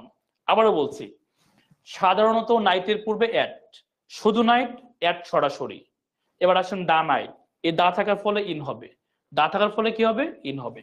তারপরে Monday night Sunday night Tuesday night, এই ডে থাকলে তখন আবার কি হবে অন হবে। ঠিক আছে, ওকে চলুন তাহলে এবার আমরা আরেকটা ইস্যুতে চলে যাই। ওকে, তারপর চলুন আমরা এবার যাব হচ্ছে প্রিপোজিশন টাইম রোল নাম্বার 6। অনেক অনেক ইন্টারেস্টিং, অনেক অনেক ইন্টারেস্টিং। কেন ইন্টারেস্টিং? আপনি ইউজুয়ালি এই দুটিকে একই রকম মনে করতে পারেন। Actually this two sentences are very very different. কেন ডিফারেন্ট খেয়াল করেন, এখানে ফ্রাইডে আছে যেখানে অ্যান্সার হবে অন, এখানে নেক্সট ফ্রাইডে আছে যেখানে কোনো প্রিপোজিশন হবে না। সো কেন প্রিপোজিশন হবে না? অ্যাকচুয়ালি মনে রাখতে হবে 6টি শব্দ প্রিপোজিশন নিতে পারে না, 6টি শব্দ প্রিপোজিশন নিতে পারে না। শব্দগুলো কি? শব্দগুলো হলো every, last, next, this, tomorrow, yesterday. সময়ের ক্ষেত্রে মনে রাখবেন, সময়ের ক্ষেত্রে 6টা শব্দ প্রিপোজিশন নিতে পারে না। কোন 6টা? Every, last, next, this, tomorrow, yesterday. সবাই একটু চ্যাট বক্সে আসুন তো, লিখে ফেলুন তো এই 6টা শব্দ, যেই 6টা শব্দ প্রিপোজিশন নিতে পারে না। কোন 6টা বলেন? লিখেন তো সবাই চ্যাট বক্সে। Every, last, next, this, tomorrow, yesterday. This 6 words can't take any preposition before them. এদের পূর্বে 6টা শব্দ, এই 6টা শব্দ এরা প্রিপোজিশন নিতে পারে না। কখন? সময়ের ক্ষেত্রে, টাইমের ক্ষেত্রে 6টা শব্দ কোনো প্রিপোজিশন নিতে পারে না। সবাই একটু চ্যাট বক্সে লিখে ফেলবেন every, last, next, this, tomorrow, yesterday. যেমন এখানে এভরি আছে নো প্রিপোজিশন, এখানে টুমরো আছে নো প্রিপোজিশন, এখানে লাস্ট আছে নো প্রিপোজিশন, 1999 আছে এখানে ইন হবে, ইয়েস্টারডে আছে নো প্রিপোজিশন। তাহলে 6টা শব্দ লিখে ফেলেন, সবাই লিখে ফেলেন every, last, next, this, tomorrow, yesterday. একবার লিখেন তাহলে আর ভুলবেন না। এই 6টা শব্দ প্রিপোজিশন নিতে পারে না, every, last, next, this, tomorrow, yesterday. ঠিক আছে, লিখে ফেলেন তাহলে every, last, next, tomorrow, yesterday, this. এই 6টা শব্দ অ্যাকচুয়ালি এরা প্রিপোজিশন নিতে পারে না। Okay, so yesterday, last, tomorrow, next, every এরা প্রিপোজিশন নিতে পারে না। দ্যাটস ওয়াই আমরা কি করলাম, যারা যারা প্রিপোজিশন নিতে পারে না ক্রস চিহ্ন দিয়ে দিলাম। এখন পরীক্ষাতে আসবে কিভাবে? পরীক্ষাতে আসবে নো প্রিপোজিশন নিডেড। আমি কোশ্চেন দেখাবো আপনাদেরকে একটু পরে। পরীক্ষাতে আসবে নো প্রিপোজিশন নিডেড, অর্থাৎ এই কোশ্চেনটা ধরেন আসলে পরীক্ষাতে, এখানে অপশন ডি থাকবে, option D, no preposition needed, none of the above, এরকম টাইপের একটা অপশন থাকে। রোল নাম্বার 6 ডান হয়ে গেল। এবার চলেন আমরা রোল নাম্বার 7 এ যাব। রোল নাম্বার 7 এ যেটা আছে ইন টাইম এবং অন টাইম, এতটা ইম্পর্টেন্ট একটা কোশ্চেন। আমি যদি আপনাদেরকে বলি যে আজকের ক্লাসের 5টা কোশ্চেন যদি ইম্পর্টেন্ট হয়, এর মধ্যে ইন টাইম এবং অন টাইম অন্যতম একটি important question. So in time কখন আর অন টাইম কখন? ইন টাইম হলো সময়ের পূর্বে, ইন টাইম হলো সময়ের পূর্বে, আর অন টাইম হলো সঠিক সময়, অন টাইম হলো সঠিক সময়। ঠিক আছে, আর ইন টাইম হলো সময়ের পূর্বে আর অন টাইম হলো সঠিক সময়। এবার আমরা বুঝবো কিভাবে যে কোনটা অন টাইম হয় আর কোনটা ইন টাইম হয়? আপনার ডেইলি লাইফে কিছু বিষয় সঠিক সময়ে হয়, আবার কিছু বিষয় সময়ের পূর্বেই হয়।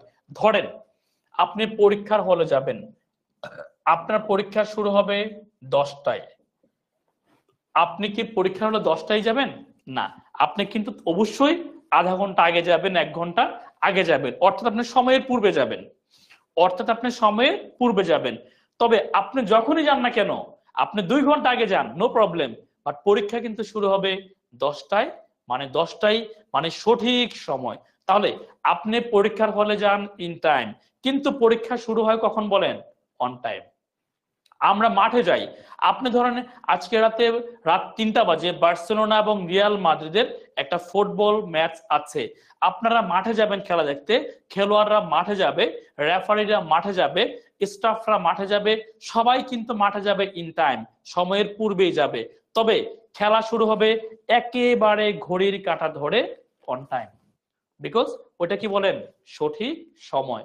সো এবার আসেন তাহলে উত্তর কোনটা দিব আমরা। হ্যাঁ, এই যে we got to the airport, আমরা এয়ারপোর্টে গিয়েছিলাম। আমরা এয়ারপোর্টে কখন যাই? স্বাভাবিক বিষয়, আমরা তো এয়ারপোর্টে সময়ের আগেই যাব। আমার ফ্লাইট যদি থাকে 3টায়, আমি যাব 1টায়, আমি যাব 2টায়, আমি তো 3:30টায় যাব না, বা আমি তো 3টায় যাব না। 3টার ফ্লাইট মানে আমি অবশ্যই সময়ের পূর্বে যাব।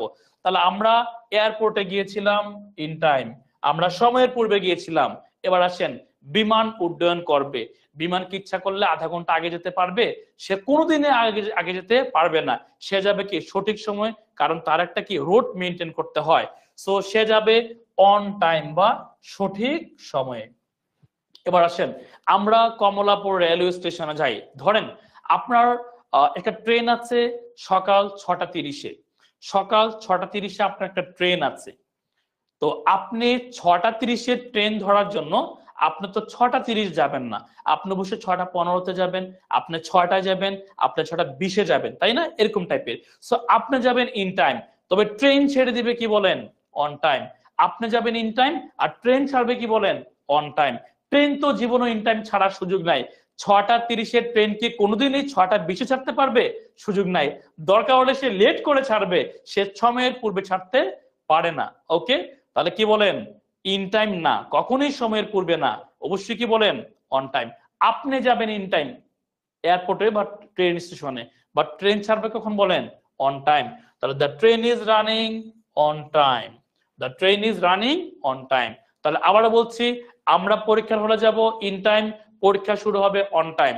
আমরা এয়ারপোর্টে যাব ইন টাইম, বিমান ছাড়বে কি বলেন, অন টাইম।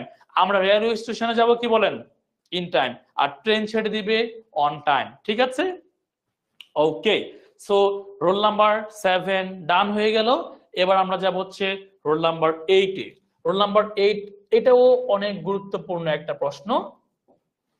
এখন কথা হলো, এই রোল নাম্বার 8-এর ইন এবং বাইয়ের, আমরা বলি না অনেক সময় যে সোমবারের মধ্যে কাজটা করতে হবে, তারপর হচ্ছে 5 মিনিটের মধ্যে কাজটা করতে হবে, 10 দিনের মধ্যে কাজটা করতে হবে, 25 সালের মধ্যে কাজটা করতে হবে। এই যে সময়ের মধ্যে বুঝাই আমরা, এই যে সময়ের মধ্যে বুঝাই, সময়ের মধ্যে বুঝাতে, হ্যাঁ, সময়ের মধ্যে বুঝাতে আমি একটু লিখে দিচ্ছি, সময়ের মধ্যে বুঝাতে, সময়ের মধ্যে বোঝাতে, সময়ের মধ্যে বোঝাতে আমরা ইন অথবা বাই ব্যবহার করি। সময়ের, একজন লিখছে উম্মে খাদিজা, দেরিতে ছাড়লে কি হবে? দেরিতে ছাড়লে ইন টাইমও হবে না, অন টাইমও হবে না, হবে late time. The train is running late time, preposition late. আর তো কিছু করার নাই, তাই না? ওকে, তাহলে মজা করলাম, লেট টাইম না। দেরিতে ছাড়লেও কি হবে, অন টাইমই হবে।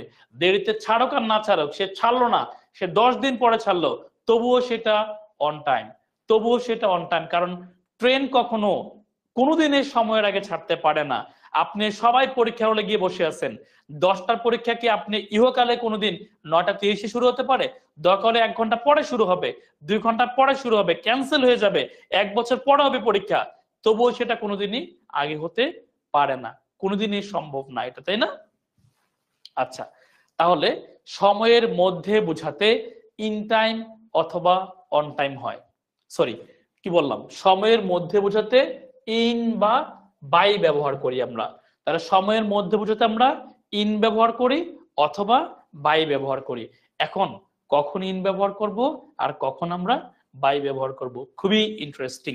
জাস্ট মাথায় রাখবেন এটা, এই 5 হলো একটা নাম্বার, নাম্বার থাকলে ইন, 6 হলো নাম্বার, নাম্বার থাকলে ইন, মানডে কোনো নাম্বার না, বাই, 3 হলো নাম্বার, ইন, ফ্রাইডে কোনো নাম্বার না, বাই। তাহলে আমরা লিখে নিব, কি লিখে নিব বলুন তো, in plus number, in plus number. আর নাম্বার না থাকলে বাই হবে অ্যান্সার, ঠিক আছে? নাম্বার না থাকলে বাই। তাহলে by plus time, by plus time. শুধু একটা বিষয় মনে রাখবো, সময়ের মধ্যে বোঝাতে ইন অথবা বাই। আবারও বলছি, সময়ের মধ্যে বোঝাতে ইন অথবা বাই। এবার আসেন বাইটা কখন আর ইনটা কখন। নাম্বার থাকলে ইন, নাম্বার না থাকলে বাই। নাম্বার থাকলে ইন আর নাম্বার না থাকলে কি বলেন, বাই। তাহলে খুবই সহজ একটা পড়া। I solve the problem in 5 minutes, 5 মিনিটের মধ্যে, 6 ঘন্টার মধ্যে, মানডের মধ্যে মানে সোমবারের মধ্যে, 3 সপ্তাহের মধ্যে এবং ফ্রাইডে এর মধ্যে। এখন আপনারা অনেকেই মনে মনে ভাবছেন যে আসলে আপনি তো একটু আগে বলেছিলেন যে মানডে তো একটা ডে, ডে এর পূর্বে তো অন হওয়ার কথা, ফ্রাইডে একটা ডে, ডে এর পূর্বে তো অন হওয়ার কথা, এখানে বাই আসলো কেন?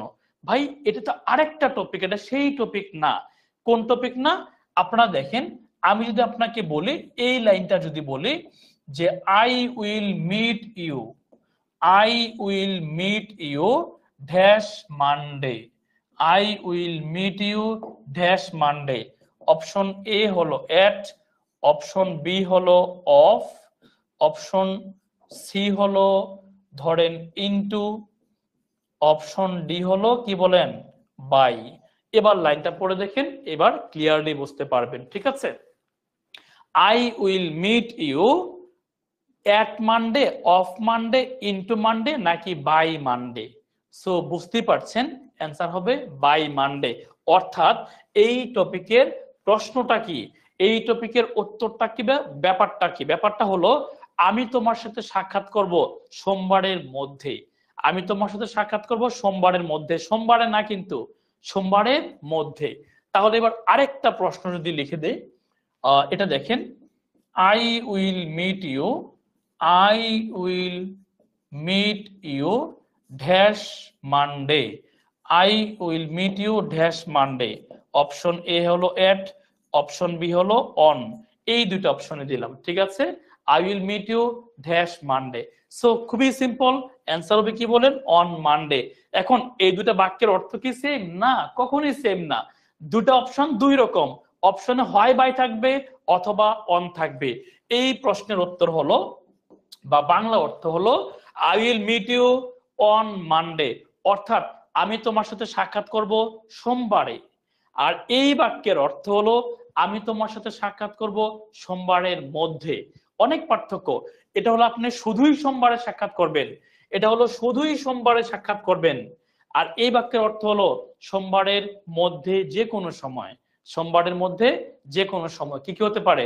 রবিবার হতে পারে, শনিবার হতে পারে, শুক্রবার হতে পারে, যে কোনো দিন হতে পারে, তাই না? খুবই সিম্পল। হয় অপশন অন থাকবে অথবা বাই থাকবে, যে কোনো একটা থাকবে, আমরা ওইটাই দাগাবো। ওকে, চলেন তাহলে আমরা এবার আরেকটি টপিক বলতে, আমাদের এই 8টা নিয়ম ছিল, রোল ছিল। এবার আমরা চলে যাব পরীক্ষাতে প্রশ্নগুলো আসে কিভাবে। খুবই খুবই সিম্পল। আমরা এই প্রশ্নগুলো একটু দ্রুত সলভ করে ফেলবো, যাতে আমরা আমাদের মেইন পড়াগুলো বা টপিকগুলো আমরা ইজিলি শেষ করতে পারি। সো আমরা জানি মর্নিং, ইভিনিং, আফটারনুন, এর পূর্বে আমরা ইন ব্যবহার করব, তাই না? মর্নিং, ইভিনিং, আফটারনুনের পূর্বে আমরা ইন ব্যবহার করব। 2 নম্বর প্রশ্ন, খাবারের সময়ের পূর্বে, ঘড়ির কাঁটার পূর্বে আমরা এট ব্যবহার করব, তাই না? এট লাঞ্চ টাইম, এট ব্রেকফাস্ট টাইম, এট ডিনার টাইম, এট 7 o'clock, তাই না? ঘড়ির কাঁটার পূর্বে এবং খাবারের সময়ের পূর্বে আমরা এট ব্যবহার করি। তারপর মানডে নাইট, এটা আপনাদেরকে, এটা আপনারা অ্যান্সার করেন তো। এই কোশ্চেনটা আপনাদেরকে দিলাম, এটা আপনাদের জন্য বলেন এটা অ্যান্সার কি হবে। কি খেয়াল আছে আপনাদের? নাইট, এটা কিন্তু সাধারণ নাইট না, আর্টিকেল দা নাই, কিনারে এটা দিনের নাম আছে, সানডে, মানডে, টিউসডে। ডে থাকলে কিন্তু কি হয় বলেন তো, খেয়াল আছে আমাদের? ডে থাকলে কিন্তু আমরা তখন অন ব্যবহার করি, তাই না? On Monday night. তারপরে চলে যাব আরেকটি প্রশ্নে, our house was built dash the 15th century। Century মানে কি? সেঞ্চুরি মানে কি একদিন? না, একদিন থেকে বড়, একদিন থেকে যত কিছু বড় আছে সকল কিছুর পূর্বে আমরা কি ব্যবহার করি? খেয়াল আছে আপনাদের? বলেন তো কি হবে? একদিন থেকে যত কিছু বড় তার পূর্বে আমরা ইন ব্যবহার করি। তারপরে যে কোশ্চেনটি আছে, we got to the airport, আমরা এয়ারপোর্টে পৌঁছেছিলাম, আমরা এয়ারপোর্টে পৌঁছাই, কখন পৌঁছাই? হ্যাঁ বলেন তো, আমরা অবশ্যই সময়ের আগে পৌঁছাবো, কারণ আমাদের ফ্লাইট যদি 3টা থাকে আমরা যাব 2টায়, আমরা যাব 2:30টায়, আমরা যাব 1টায়, আমরা যাব 1:30টায়। আমরা অবশ্যই কি যাব? ইন টাইমে যাব বা সময়ের পূর্বে যাব। ওকে, এবার আসেন, my brother came home last Christmas. এটা নাইস একটা কোশ্চেন। বলেন তো অ্যান্সার কি হবে? এটা আমার ভাই লাস্ট ক্রিসমাসে এসেছিল। কি হবে অ্যান্সার? বলেন দেখি।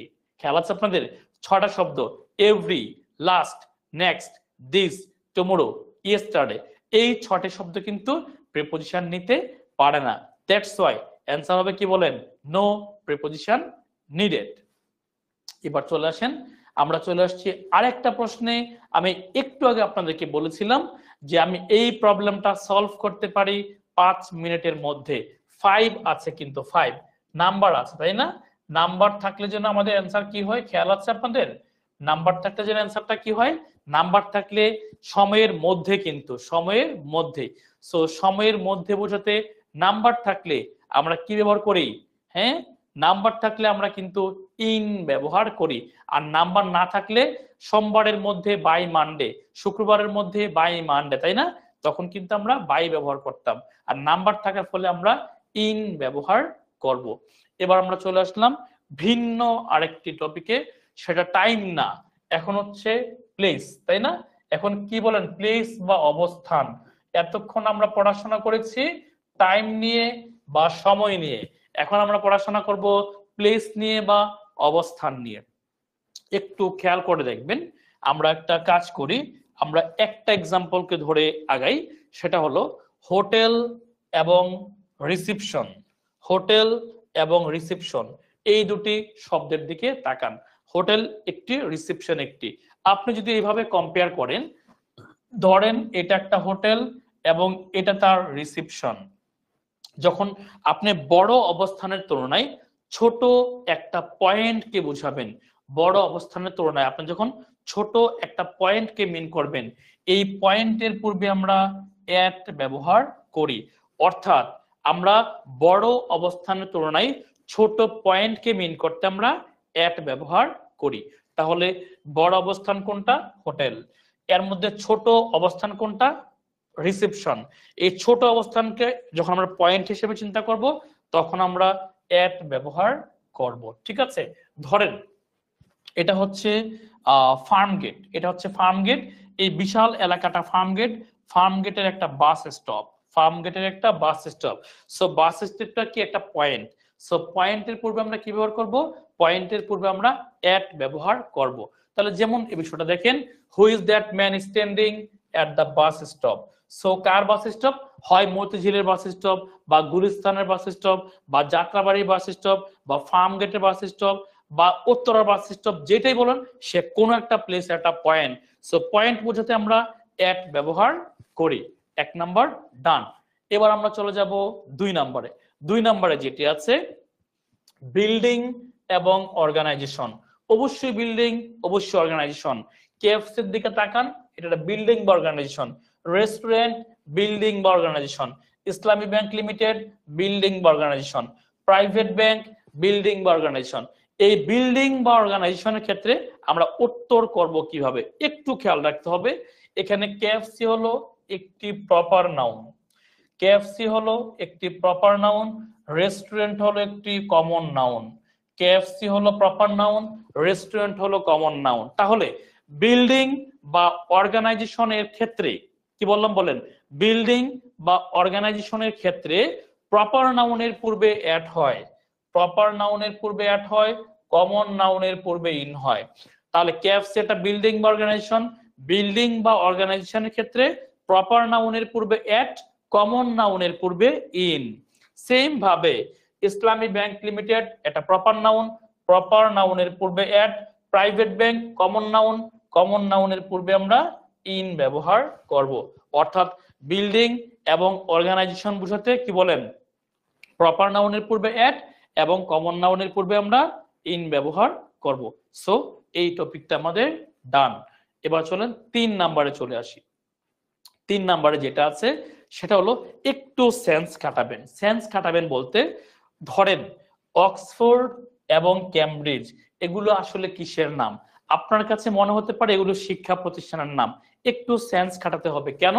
এই জায়গাটার নাম হলো ক্যামব্রিজ, এই জায়গাটার নাম হলো ক্যামব্রিজ।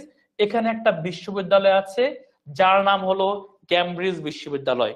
এবার আপনি বললেন কোনটা বিশ্ববিদ্যালয়? এটা হলো বিশ্ববিদ্যালয়, আর এটা হলো কিন্তু সেই শহরটা, তাই না?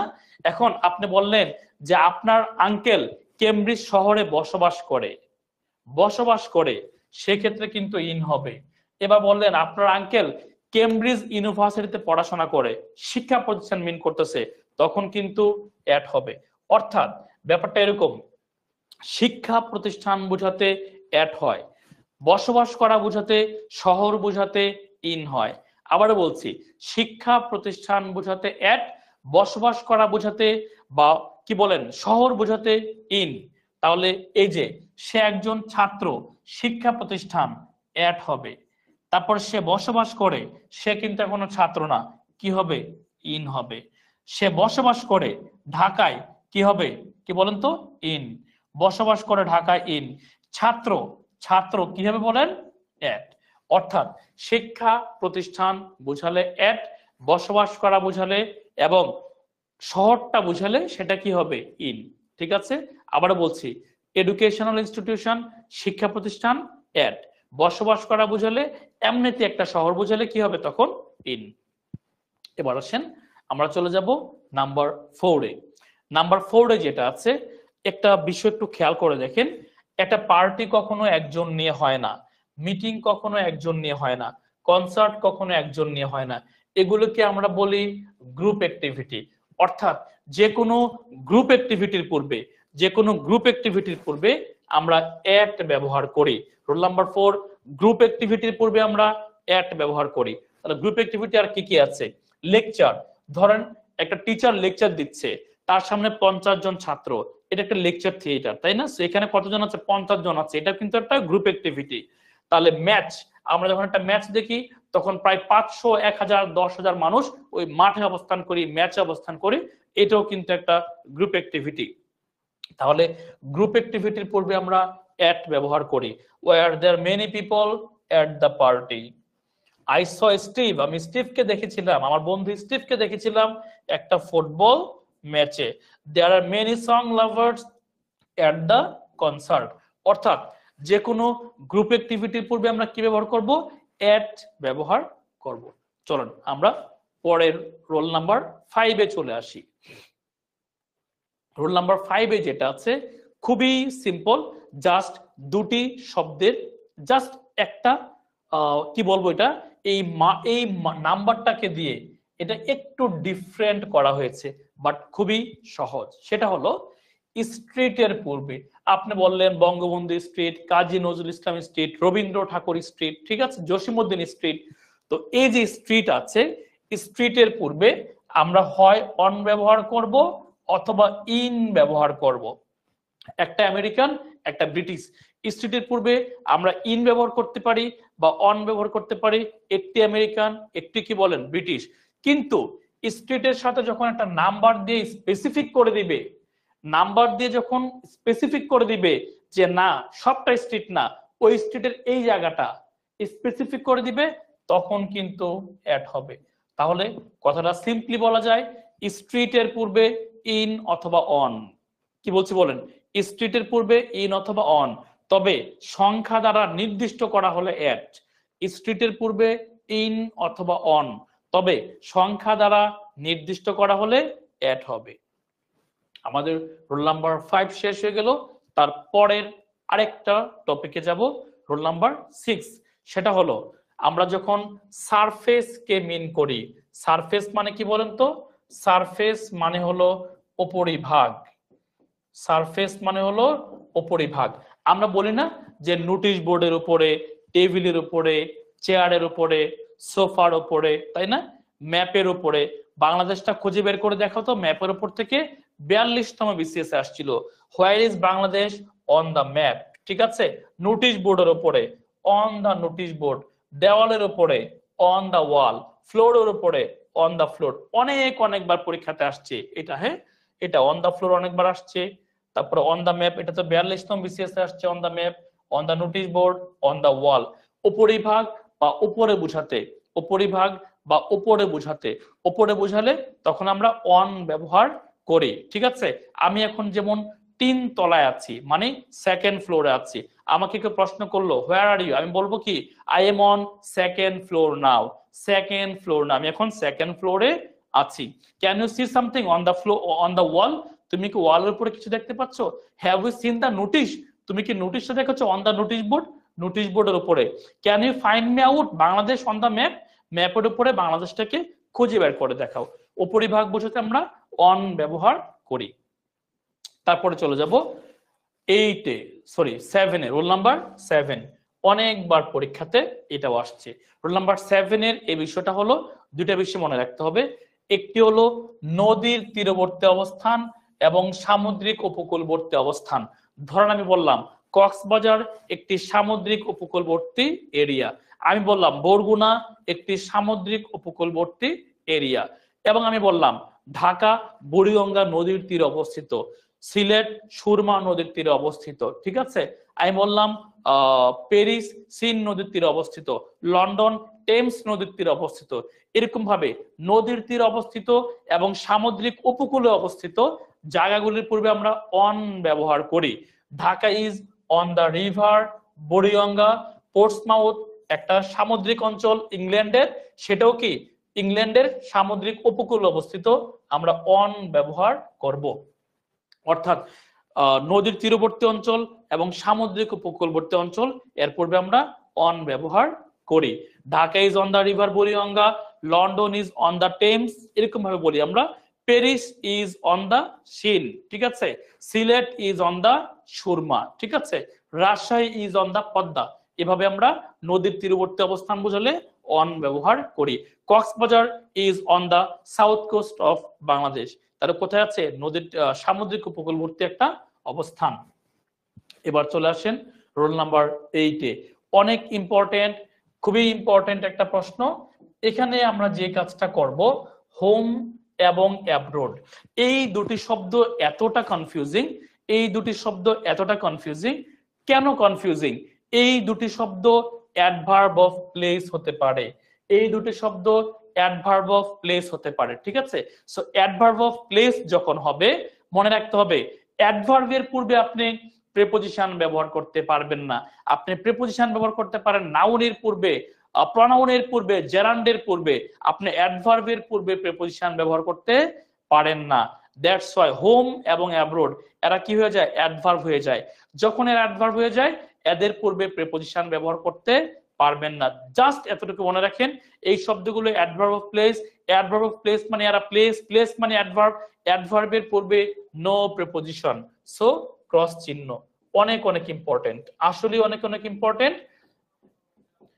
তাহলে অ্যাডভার্বের পূর্বে প্রিপজিশন হয় না। I am on my way home, he is going abroad, ঠিক আছে। অ্যাব্রোড অথবা হোম এরা কি বলেন? অ্যাডভার্ব। অ্যাডভার্বের পূর্বে নো প্রিপজিশন। ডান। এবার চলেন আমরা কিছু প্রশ্ন সলভ করি। এই কোশ্চেনটা দেখেন, অনেক ব্যতিক্রম একটা পড়া। আমরা অনেক সময় বলি, আমরা কি বলি বলেন তো? আমরা বলি যে হচ্ছে এরকম টাইপের, on the bench, on the table, on the floor, on the sofa, on the map. একটি শব্দ পার্থক্য, ব্যতিক্রম, এই কারণেটা অনেকবার পরীক্ষাতে আসছে। ডেস্কের পূর্বে কখনোই অন হয় না, ডেস্কের পূর্বে কি হয়? অ্যাট হয়। এটা মুখস্থ করে ফেলবো আমরা। On the sofa, on the bench, on the table, on the map, on the notice board, on the floor, সবকিছু অন, শুধু ডেস্কের, ডেস্ক ব্যতীত। অন দ্য ডেস্ক না। Put the pen on the desk না, কি হবে? At the desk. ডেস্কের পূর্বে অন ব্যবহৃত হয় না, এটা পুরোটাই ব্যতিক্রম। এই কারণে এটা অনেকবার পরীক্ষাতে আসছে। উত্তর হবে অ্যাট মাই ডেস্ক। এবার চলেন আরেকটা প্রশ্ন যাই। Have you seen the notice? খুবই সিম্পল একটা প্রশ্ন। Have you seen the notice on the notice board? এই মাত্র একটু আগে এটা বারবার বলেছিলাম। চলুন আমরা আরেকটা প্রশ্নে যাই। He works Sonali bank limited, এটা কি বলেন তো? একটা প্রপার নাউন। সো আমরা একটু আগে আপনাদেরকে পড়িয়েছি, প্রপার নাউনের পূর্বে আমরা কি ব্যবহার করি? বিল্ডিং এবং অর্গানাইজেশন বোঝাতে প্রপার নাউনের পূর্বে আমরা কি ব্যবহার করি বলেন তো? অ্যাট ব্যবহার করি। সো অ্যান্সার হবে কি তাহলে? At Sonali bank limited. এবার চলেন আমরা আরেকটা প্রশ্নে যাই। দেখি পারেন কিনা। এটা এটা আপনাদেরকে দিলাম, বলেন এটা উত্তরটা কি হবে?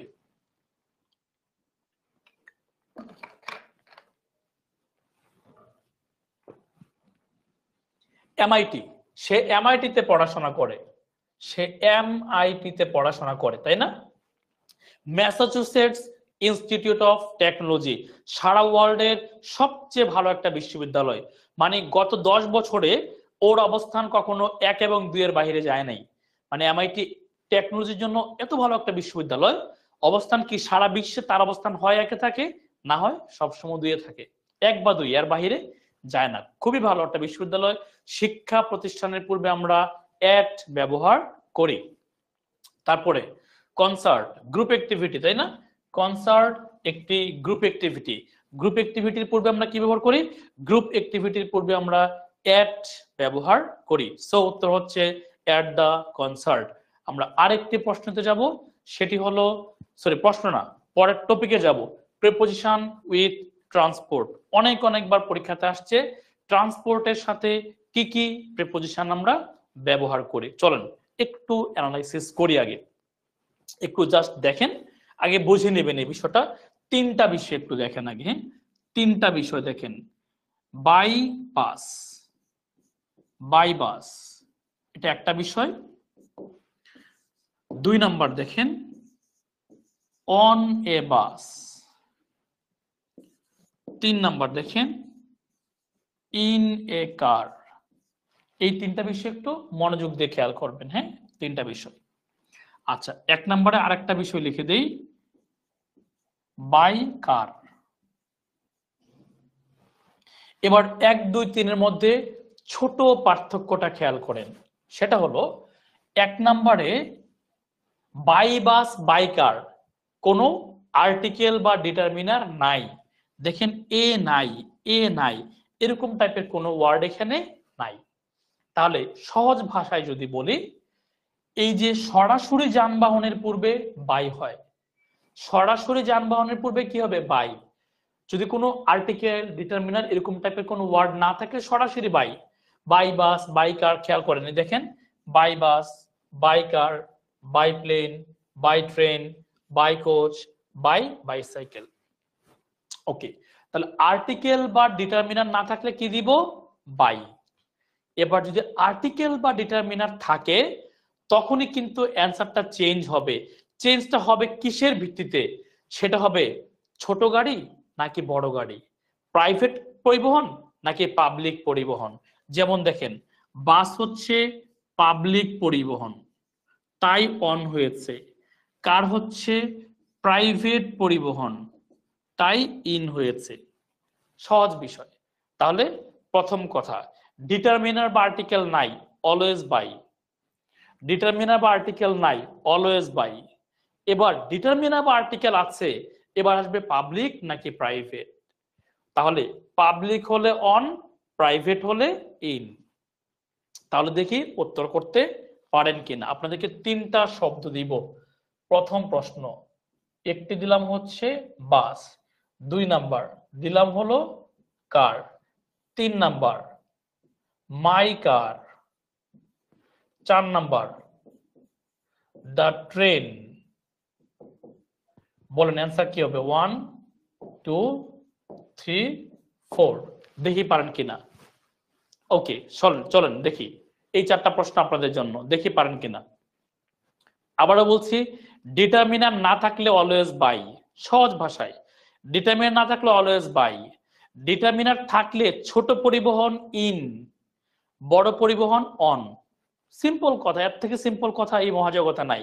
ডিটারমিনার নাই, by. By bus by car by train. Determiner নাই, বাই। ডিটারমিনার আছে, ছোট পরিবহন ইন, বড় পরিবহন অন। ডান। পারবেন? বলেন অ্যান্সার কি হবে? সবাই অ্যান্সার করবেন, সবাই অ্যান্সার করবেন এটা, হ্যাঁ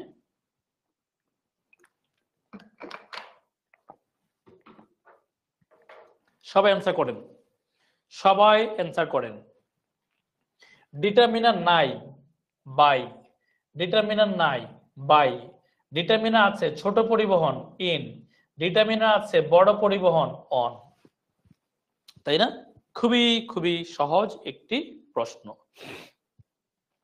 তাহলে উত্তর হবে বাই কার, উত্তর হবে বাই বাস। তবে সবচেয়ে ইম্পর্টেন্ট আজকের ক্লাসের সবচেয়ে ইম্পর্টেন্ট, পায়ে হেঁটে যাওয়া আমরা অন বসাই, অন ফুট। অন ফুট মানে পায়ে হেঁটে যাওয়া। 42তম বিসিএস আসছিল এটা। অন ফুট মানে পায়ে হেঁটে যাওয়া। অন ফুট মানে কি বলেন? পায়ে হেঁটে যাওয়া হলো অন ফুট। ওকে, পায়ে হেঁটে যাওয়া হলো অন ফুট। এবার আসেন আমরা পরের স্লাইডে যাই। খেয়াল করেন, ডিটারমিনার আছে ছোট পরিবহন ইন, ডিটারমিনার আছে ছোট পরিবহন ইন, তাই না? ডিটারমিনার আছে ছোট পরিবহন ইন, খেয়াল করেন ডিটারমিনার আছে ছোট পরিবহন ইন। এবার আসেন বড় পরিবহন, ডিটারমিনার আছে বড় পরিবহন অন, ডিটারমিনার আছে বড় পরিবহন অন, তাই না? খুবই খুবই ইন্টারেস্টিং, খুবই খুবই সিম্পল। এবার চলুন আমরা পরের আরেকটা টপিক বা আরেকটা প্রশ্নে বা পরের স্লাইডে আমরা চলে যাই। ঠিক ঠিক আছে। ওকে, কমিউনিকেশন এতটা ইম্পর্টেন্ট, ওই যে বললাম 5টা প্রশ্নের মধ্যে একটা ইম্পর্টেন্ট প্রশ্ন হলো এটা। 5টা ইম্পর্টেন্টের মধ্যে এইটা একটা ইম্পর্টেন্ট প্রশ্ন। তাহলে একটু খেয়াল করেন, আমরা এটা সলভ করি চলেন। 5টা ইম্পর্টেন্টের মধ্যে ইম্পর্টেন্ট কোনটা একটু খেয়াল করেন, অনেক ইম্পর্টেন্ট। ডিটারমিনার না থাকলে সরাসরি বাই, ফোনের পূর্বে, হ্যাঁ, ডিটারমিনার না থাকলে সরাসরি কি বলেন? বাই। ইকবাল, রিকশার সিএনজি সেম নিয়ম, রিকশার সিএনজি সেম নিয়ম, একই তো, ছোট পরিবহন। বাই ফোন, ঠিক আছে। এবার আসেন ডিটারমিনার থাকলে অন অথবা ওভার, কি বললাম বলেন তো? দেখেন, ফোনের পূর্বে সরাসরি বাই। এবার আসেন দা ফোন, এবার আসেন দা ফোন, ডিটারমিনার কোনটা? দা, তখন হবে অন অথবা ওভার, যে কোনো একটা। তাহলে খুবই সিম্পল কথাবার্তা, ফোনের পূর্বে সরাসরি বাই, ফোনের পূর্বে সরাসরি বাই, ডিটারমিনার দা আছে, তখন অন বা ওভার যে কোনো একটা বসাবেন, অপশনে যেটা থাকবে সেটাই আমরা অ্যান্সার নিব। আবারও বলছি, ফোনের পূর্বে সরাসরি বাই, ফোনের পূর্বে সরাসরি বাই। এবার দা থাকলে, অন্য যে কোনো ডিটারমিনার থাকলে তখন বসাবো কি বলেন? তখন বসাবো অন অথবা ওভার, যে কোনো একটা। যেমন এটা অ্যান্সার হলো বাই, সরাসরি। ডিটারমিনার আছে অন অথবা ওভার, যে কোনো একটা। ডিটারমিনার আছে অন অথবা ওভার, যে কোনো একটা, ঠিক আছে। তাহলে ফোনের পূর্বে সরাসরি বাই, আর যদি ডিটারমিনার থাকে তখন অন অথবা ওভার। 5টা ইম্পর্টেন্ট কোশ্চেনের মধ্যে এটা একটা ইম্পর্টেন্ট টপিক, ঠিক আছে। পরীক্ষাতে অনেক অনেক অনেক অনেক বার আসছে। আবার বলছি, ফোনের পূর্বে সরাসরি বাই, ডিটারমিনার থাকলে তখন অন হতে পারে, ওভার হতে পারে, অপশনে যা থাকবে তাই দেখাবো, যে কোনো একটা অপশনে থাকবে। পরের স্লাইডে চলে আসি। Okay, Tom decided to continue, 42তম বিসিএস আসছিল, দেখি উত্তর করতে পারেন কিনা। বলেন কি হবে অ্যান্সার? ইন হবে, অন হবে, অ্যাট হবে, নাকি ওভার হবে? বলেন তো অ্যান্সার কি হবে? অবশ্যই অ্যান্সার হবে কি বলেন? অন ফুট, মানে পায়ে হেঁটে যাওয়া। আরেকটা প্রশ্ন সলভ করি, এই যে দা ফোন, বলেন তো অ্যান্সার কি হবে? দা ফোন আছে, ডিটারমিনার কিন্তু আছে, ডিটারমিনার কিন্তু আছে, বলেন তো অ্যান্সার কি হবে এটার? বলেন অ্যান্সার কি হবে? ডিটারমিনার কিন্তু আছে, তাই না? ডিটারমিনার যেহেতু আছে, অ্যান্সার হবে কি বলেন? অন হবে অথবা ওভার হবে। সো যেটি আছে সেটি অ্যান্সার করতে হবে, ওভার এখানে নাই। সো একটি অপশনে থাকবে, সেটি হচ্ছে অ্যান্সার অন। পরের আরেকটি প্রশ্নে চলে আসি, why don't you come the train, কি বলেন? ডিটারমিনার আছে বড় পরিবহন, ডিটারমিনার আছে বড় পরিবহন কিন্তু, তাই না? ডিটারমিনার আছে বড় পরিবহন, ডিটারমিনার আছে বড় পরিবহন, বড় পরিবহন মানে কি বলেন? অন, তাই না? চলেন আমরা এবার চলে যাব আমাদের পরবর্তী আরেকটি টপিকে। 5টি ইম্পর্টেন্ট টপিকের মধ্যে এটা আরেকটা ইম্পর্টেন্ট টপিক, ঠিক আছে। এই প্রশ্নটা আসছে 41তম বিসিএস এ, এই প্রশ্নটা আসছে 45তম বিসিএস এ, এই প্রশ্নটা আসছে 27তম বিসিএস এ। সো এবার ইংলিশ ল্যাঙ্গুয়েজে কিছু ভার্ব আছে যারা প্রিপজিশন নিতে পারে না। ইংলিশ ল্যাঙ্গুয়েজে কিছু ভার্ব আছে যারা প্রিপজিশন নিতে পারে না, নিলেই ভুল হয়। চলেন তাহলে সেই ভার্বগুলো দেখি আমরা। এই ভার্বগুলো এরা প্রিপজিশন নিতে পারে না, এই ভার্বগুলো এরা প্রিপজিশন নিতে পারে না, ঠিক আছে? Reach, resemble, discuss, resign, recommend, order, enter, investigate, violate, answer. এই ভার্বগুলো প্রিপজিশন নিতে পারে না। এই ভার্বগুলো কেন প্রিপজিশন নিতে পারে না? কারণ কি জানেন?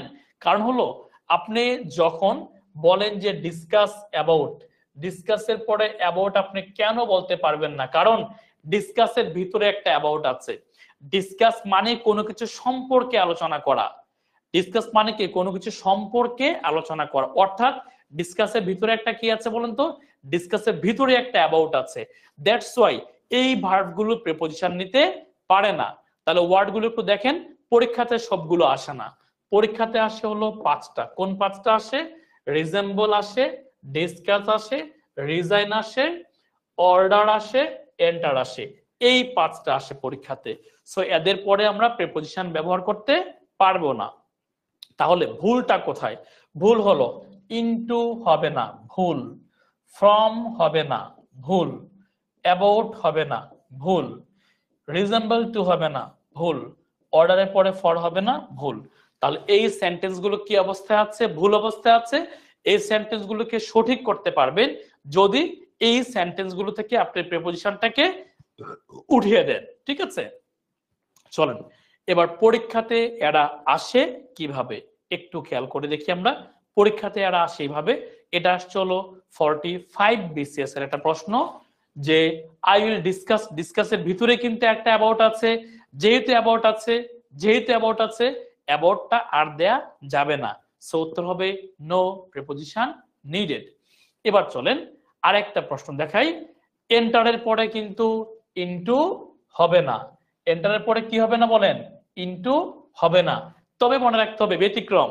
তবে মনে রাখতে হবে ব্যতিক্রম এটা, হ্যাঁ? এই টপিকটা একটু ব্যতিক্রম। কেন ব্যতিক্রম? মনে রাখবেন এগ্রিমেন্ট মানে চুক্তি। এগ্রিমেন্ট মানে চুক্তি। লিখে রাখবেন এটা, লিখে রাখেন, এটা পরীক্ষাতে আসে, লিখে রাখেন। চুক্তিতে প্রবেশ করা বুঝাতে এন্টারের পরে ইনটু হয়, লিখেন। চুক্তিতে প্রবেশ করা বুঝাতে এন্টারের পরে ইনটু হয়, লিখেন। চুক্তিতে প্রবেশ করা বুঝাতে এন্টারের পরে ইনটু হয়। কক্ষে প্রবেশ করলেন, মাঠে প্রবেশ করলেন, ক্লাসরুমে প্রবেশ করলেন, তখন কিন্তু এন্টারের পরে ইনটু হবে না। তবে চুক্তিতে প্রবেশ করলে এন্টারের পরে ইনটু হবে। চুক্তিতে প্রবেশ করলে এন্টারের পরে ইনটু হবে। এই এক্সাম্পলটা লিখে রাখেন সবাই। চুক্তিতে প্রবেশ করা বুঝালে আমরা এন্টারের পরে ইনটু ব্যবহার করতে পারি যখন আপনি চুক্তিতে প্রবেশ করবেন, অন্যথায় পারবেন না। চুক্তিতে প্রবেশ করলে এন্টারের পরে ইনটু হতে পারে। এই এক্সাম্পলটা লিখে রাখবো আমরা সবাই। Bangladesh has recently entered into an agreement with India. চুক্তিতে প্রবেশ করা বুঝাতে এন্টারের পরে ইনটু হতে পারে। এবার আসেন সেম ঘটনা, রিজেম্বলের পরে কোনো প্রিপজিশন হবে না। বলেন রিজেম্বলের পরে প্রিপজিশন হবে না, টু হবে না, লাইক হবে না, উইথ হবে না। উত্তর হচ্ছে option number B, the girl resembles her mother. চলেন এবার আমরা চলে যাব আমাদের পরবর্তী আরেকটি প্রশ্নে। ওই যে বলেছিলাম রোমে 41তম BCS এ আসছে, হ্যাঁ? রোমে প্রবেশ করা, নো প্রিপজিশন। চুক্তিতে হলে ইনটু হবে, চুক্তিতে হলে ইনটু হবে। রোমে প্রবেশ করা হলে কিন্তু ইনটু হবে না। চুক্তিতে হলে ইনটু হতো, বাট এটা কিন্তু রোমে প্রবেশ করা হয়েছে, তাই না? চুক্তিতে হলে ইনটু হবে, তাছাড়া আর ইনটুটা হবে না। এবার আসেন এই পড়াগুলো আপনারা মুখস্থ করে নেবেন, হ্যাঁ? এগুলো বোঝার কোনো কিছু নাই, এগুলো একদম মুখস্থ করে ফেলবেন। ইম্পর্টেন্ট কিছু শব্দ প্রিপজিশন আমি আপনাদের স্লাইডে দিয়ে রেখেছি, PDF আকারে আপনারা পেয়ে যাবেন। জাস্ট কি করবেন? একদম মুখস্থ করে ফেলবেন, বোঝার কোনো কিছু নাই। এগুলো এপ্রোপ্রিয়েট প্রিপজিশন, ঠিক আছে? এটা হচ্ছে ইনের জন্য আলাদা আলাদা করে দিয়েছি। এগুলো হচ্ছে এট এর জন্য অনেক ইম্পর্টেন্ট, পরীক্ষাতে আসছিল। এই যে এটা আসছিল 45তম BCS, খেয়াল করে দেখেন, at 120 miles an hour, ঠিক আছে? তারপরে অন দা ম্যাপ আসছিল একটা, এটা এটা ইন, তাই না? আচ্ছা ইনের এটা অনেরটা আসছিল, অনেরটা কোথায়? এই যে on the map, on the ম্যাপটা কোথায়? অন দ্য ম্যাপ, এই যে অন দ্য ম্যাপ, হ্যাঁ এটা আসছিল। তারপর হচ্ছে অন ফোট পায়ে হেঁটে, হ্যাঁ অন ফোট পায়ে হেঁটে, এটা কি এটা ওটা তো পড়া দিছে আগেই, অন ফোট তো আগেই পড়া দিছে তাই না? ওকে, মুখস্থ করে ফেলবেন এগুলো। হ্যাঁ, আমাদের পরের টপিকে চলে আসলাম, কনজাংশন। এবার কনজাংশনের কাজ কি? কনজাংশনের কাজ হলো দুটি অংশকে যুক্ত করা। প্রিপোজিশনের কাজ ছিল কি? নাউনের পূর্বে বসা, প্রনাউনের পূর্বে বসা, জেরান্ডের পূর্বে বসা। আর কনজাংশনের কাজ কি? কনজাংশনের কাজ হলো ক্লজকে যুক্ত করা। আর conjunction is a part of speech that joins clause. এবার বলতে পারেন ক্লজের ভিতরে কি কি থাকে? ক্লজের ভিতরে থাকে সাবজেক্ট এবং ভার্ব, ঠিক আছে? তাহলে একটা কথা মনে রাখবেন, একটা কথা ক্রিস্টাল ক্লিয়ার মনে রাখবেন, সেটা হলো ক্লজকে যুক্ত করে কনজাংশন, ক্লজকে যুক্ত করে কে? কনজাংশন। তার মানে সাবজেক্ট এবং ভার্বকে যুক্ত করে কনজাংশন। অর্থাৎ আপনি যেখানে একটি কনজাংশন পাবেন তার পরের শব্দটি অবশ্যই কি থাকবে? সাবজেক্ট থাকবে এবং ভার্ব থাকবে। অর্থাৎ কনজাংশন এর পরে দুটি শব্দ থাকবে, একটি হলো সাবজেক্ট আর একটি হলো ভার্ব। সাবজেক্ট ভার্ব ছাড়া কখনোই কনজাংশন হবে না। আবার বলছি, কনজাংশন উত্তর করতে যাবেন, চেক করে নেবেন সাবজেক্ট আছে কিনা, ভার্ব আছে কিনা, সাবজেক্ট আছে কিনা, ভার্ব আছে কিনা, ঠিক আছে? কনজাংশন উত্তর করবেন, চেক করে নেবেন সাবজেক্ট আছে কিনা, ভার্ব আছে কিনা। চলেন আমরা একটু খেয়াল করি এবার কনজাংশন গুলো কোনগুলো আর প্রিপোজিশন কোনগুলো, একটু ওয়ার্ড গুলো কাইন্ড অফ মুখস্থ করে নেবেন এখনই। এরা হলো কনজাংশন, এই তিনটার দিকে তাকান, এরা হলো conjunction. When conjunction, while conjunction, as conjunction, এরা হলো কনজাংশন। আর এরা কিন্তু প্রিপোজিশন। এরা কি বলেন? এরা হলো প্রিপোজিশন। তাহলে কনজাংশন এবং প্রিপোজিশনের একটা তুলনামূলক পার্থক্য, সেটা হলো যেহেতু এরা কনজাংশন, খেয়াল করেন, যেহেতু এরা কনজাংশন, কনজাংশনের পরে থাকবে ক্লজ। যেহেতু এরা প্রিপোজিশন, প্রিপোজিশনের পরে থাকবে নাউন অথবা ফ্রেজ। ওকে, আবারও বলছি, কনজাংশন আছে মানে কিন্তু ওই দুইটা বিষয়, subject plus verb, subject plus verb মানে কি বলেন? ক্লজ। মানে কি? Clause. Subject plus verb, subject plus verb, ঠিক আছে? তাহলে কনজাংশন বসাবেন, অবশ্যই চেক করে নেবেন সাবজেক্ট আছে কিনা, ভার্ব আছে কিনা। কারা কনজাংশন? দেখেন, আপনাকে বলা হলো ইন স্পাইট অফ কি কনজাংশন? না। অলদো কি কনজাংশন? হ্যাঁ। ডেসপাইট কি কনজাংশন? না। ইভেন দো কি কনজাংশন? ইয়েস। ফর কি কনজাংশন? না। হোয়েন কি কনজাংশন? ইয়েস।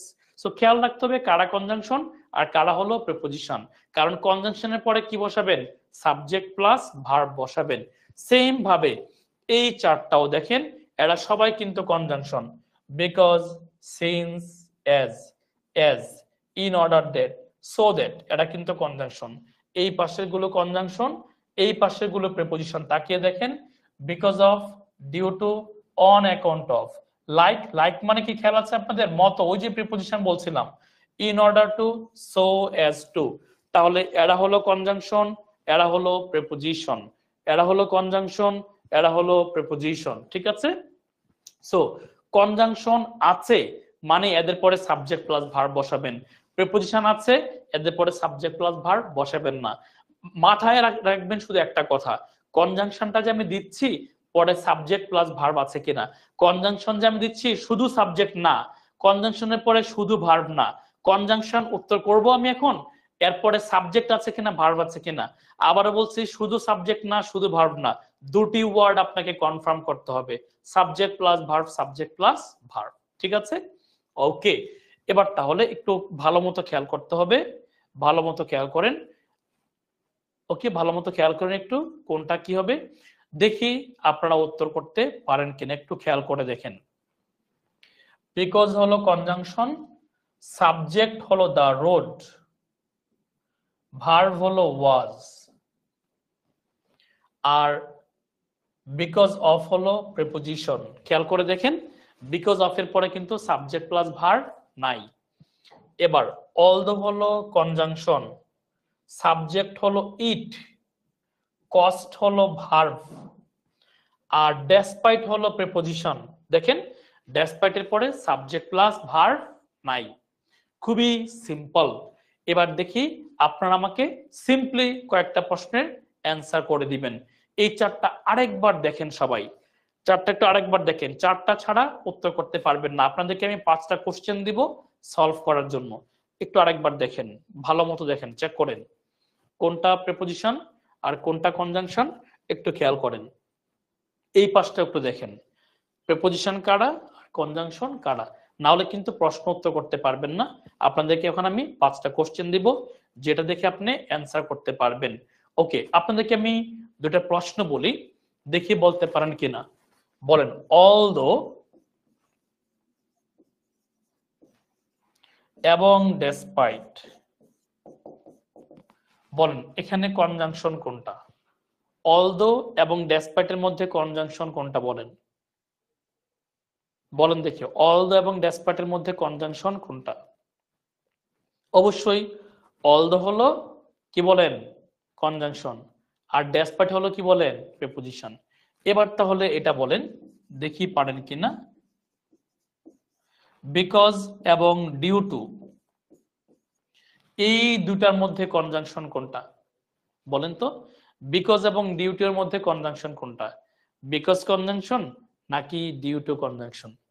অবশ্যই কি বলেন তো, কি বিকজ হলো কনজাংশন আর ডিউ টু হলো প্রিপোজিশন। বিকজ হলো কনজাংশন আর ডিউ টু হলো প্রিপোজিশন, তাই না? এবার চলেন আপনাদের ছোট একটা পরীক্ষা নিয়ে নিই, দেখি আপনারা পরীক্ষায় উত্তীর্ণ হতে পারেন কিনা। ওকে, চলুন এই প্রশ্নগুলি আমরা অ্যান্সার করি। একটু খেয়াল রাখবেন, কনজাংশন অ্যান্সার করতে গেলে সাবজেক্ট প্লাস ভার্ব আছে কিনা চেক করে নেবেন। কনজাংশন অ্যান্সার করতে গেলে সাবজেক্ট প্লাস ভার্ব আছে কিনা একটু চেক করে নিতে হবে। হ্যাঁ, চেক করে নেবেন। দেখেন এখানে সাবজেক্ট প্লাস ভার্ব আছে কিনা, সাবজেক্ট প্লাস ভার্ব আছে কিনা, সাবজেক্ট প্লাস ভার্ব আছে কিনা চেক করে নেবেন। হ্যাঁ, সাবজেক্ট প্লাস ভার্ব চেক করে নেবেন, শুধু সাবজেক্ট না শুধু ভার্ব না, চেক করে নেবেন। অ্যান্সার করেন, অ্যান্সার করেন, এইভাবে অ্যান্সার করবেন। হ্যাঁ, সিরিয়ালি অ্যান্সার করবেন, 1 2 3 4 5, সিরিয়ালি অ্যান্সার করেন। একের অ্যান্সার এটা, দুইয়ের অ্যান্সার এটা, তিনের অ্যান্সার এটা। হ্যাঁ, শুধু অ্যান্সারটা লিখেন, শুধু অ্যান্সার লিখেন, পুরো লাইন লেখার তো টাইম নাই, শুধু অ্যান্সারটা লিখেন। পুরো লাইন লেখা দরকার নাই, শুধু অ্যান্সারটা লিখেন যে একের অ্যান্সার এটা, দুইয়ের অ্যান্সার এটা। খেয়াল রাখবেন, সাবজেক্ট প্লাস ভার্ব থাকলে কিন্তু কনজাংশনটা হবে, শুধু সাবজেক্ট না শুধু ভার্ব না, সাবজেক্ট প্লাস ভার্ব, তাহলেই আমরা কনজাংশনটাকে ব্যবহার করতে পারবো, আদারওয়াইজ পারবো না। ঠিক আছে, সময় দিলাম আপনাদেরকে, জাস্ট 1-1.5 মিনিট সময় দিলাম। সবাই চ্যাট বক্সে আসেন এবং উত্তর করতে থাকেন যে একের অ্যান্সার কি হবে, দুইয়ের অ্যান্সার কি হবে, তিনের অ্যান্সার কি হবে, একসাথে লিখেন। একটা একটা ভেঙে ভেঙে লিখে তো অনেকগুলো কমেন্ট হয়ে যাবে। হ্যাঁ, একসাথে একসাথে লিখেন সবাই। যেমন উম্মে খাদিজা অলরেডি লিখে ফেলেছে, জিহান রাজ অলরেডি লিখে ফেলেছে, রাইট, ভেরি গুড, অনেকে অলরেডি লিখে ফেলেছেন। আর 30 সেকেন্ডস এর মধ্যে লিখবেন, আর 30 সেকেন্ডস এর মধ্যে সবাই আমরা শেষ করে ফেলবো। 30 সেকেন্ডস সময় নিব। আর ওকে, চলুন তাহলে আমরা উত্তর পড়া শুরু করি এবার। হিজ অনেস্টি হলো সাবজেক্ট প্লাস ভার্ব না, উত্তর হবে বিকজ অফ, তাই না? একের উত্তর কি বলেন, বিকজ অফ। 2 নাম্বার উত্তর হলো সো অ্যাজ টু। 3 নাম্বারে দেখেন সাবজেক্ট আছে ভার্ব আছে, 3 নাম্বারে সাবজেক্ট আছে এবং ভার্ব আছে, অ্যান্সার হবে কনজাংশন সো দ্যাট। 4 নাম্বারে সাবজেক্ট আছে ভার্ব আছে, অ্যান্সার হবে কনজাংশন অলদো। 5 নাম্বারে সাবজেক্ট ভার্ব নাই, অ্যান্সার হবে ইন স্পাইট অফ। আমি দেখতে পাচ্ছি আপনারা অনেকেই 5টা থেকে 5টা আপনাদের কারেক্ট অ্যান্সার হয়েছে, very good, congratulations on your perfect answer, on your brilliant answer. Okay, মোটামুটি ডান, আমি তো অ্যান্সার গুলো দাগিয়ে দিলাম। এবার চলেন আমরা পরের আরেকটা স্লাইডে গিয়ে কিছু ব্যতিক্রম কনজাংশন বা ডিফারেন্ট ওয়েতে কিছু কনজাংশন সলভ করি। একটু খেয়াল করেন, এন্ড হবে কোথায় আর বাট হবে কোথায়। এন্ড হচ্ছে সমার্থক মিনিং যখন দিবে, এন্ড হলো সমার্থক আর বাট হলো বিপরীতার্থক, তাই না? এন্ড হলো সমার্থক আর বাট হলো কি বলেন, বিপরীতার্থক। এন্ড হলো সমার্থক আর বাট হলো বিপরীতার্থক। উত্তর করতে পারবেন? বলেন তো কোনটা অ্যান্সার হবে? বলেন তো একের অ্যান্সার কি হবে আর দুইয়ের অ্যান্সার কি হবে বলেন? এন্ড হলো সমার্থক আর বাট হলো কি বলেন? বিপরীতার্থক, তাই না? তাহলে এক নাম্বার প্রশ্নটা কিন্তু সমার্থক মিনিং দিচ্ছে, অ্যান্সার হবে এন্ড। দুই নাম্বার মিনিংটা কিন্তু বিপরীতার্থক মিনিং দিচ্ছে, অ্যান্সার হবে বাট। ওকে, সো এন্ড এবং বাটের সহজ একটা পড়া আমরা সলভ করে ফেললাম। এবার আমরা যাব আরেকটা টপিকে। চলেন আমরা 2 নাম্বার টপিকে যাই। 2 নাম্বার টপিকে যেটা আছে সেটা হলো আনলেস এর বাংলা মিনিং হলো যদি না, ইনকেস এর বাংলা মিনিং হলো সম্ভাবনা, ইনকেস এর বাংলা মিনিং হলো সম্ভাবনা। এবার আসেন এই শব্দগুলো, এই তিনটা কনজাংশন, এদের অর্থ হলো যদি। তাহলে ইফ অর্থ যদি, প্রোভাইডেড দ্যাট অর্থ যদি, এবং প্রোভাইডিং দ্যাট অর্থ কি বলেন? যদি। আবারও বলছি, আনলেস মানে যদি না, ইনকেস মানে সম্ভাবনা, ইফ মানে যদি, প্রোভাইডেড দ্যাট মানে যদি, প্রোভাইডিং দ্যাট মানে যদি। এবার চলেন উত্তর করা যাক। একের অ্যান্সার কি হবে, দুইয়ের অ্যান্সার কি হবে এবং তিনের অ্যান্সার কি হবে? তাহলে আনলেস মানে যদি না, ইনকেস মানে সম্ভাবনা, ইফ মানে যদি, প্রোভাইডেড দ্যাট মানে যদি, প্রোভাইডিং দ্যাট মানেও যদি। তাহলে এক নাম্বার প্রশ্নের অ্যান্সার বলেন তো, অ্যান্সার বলেন, তিনটা অ্যান্সার করেন তো দেখি পারেন কিনা।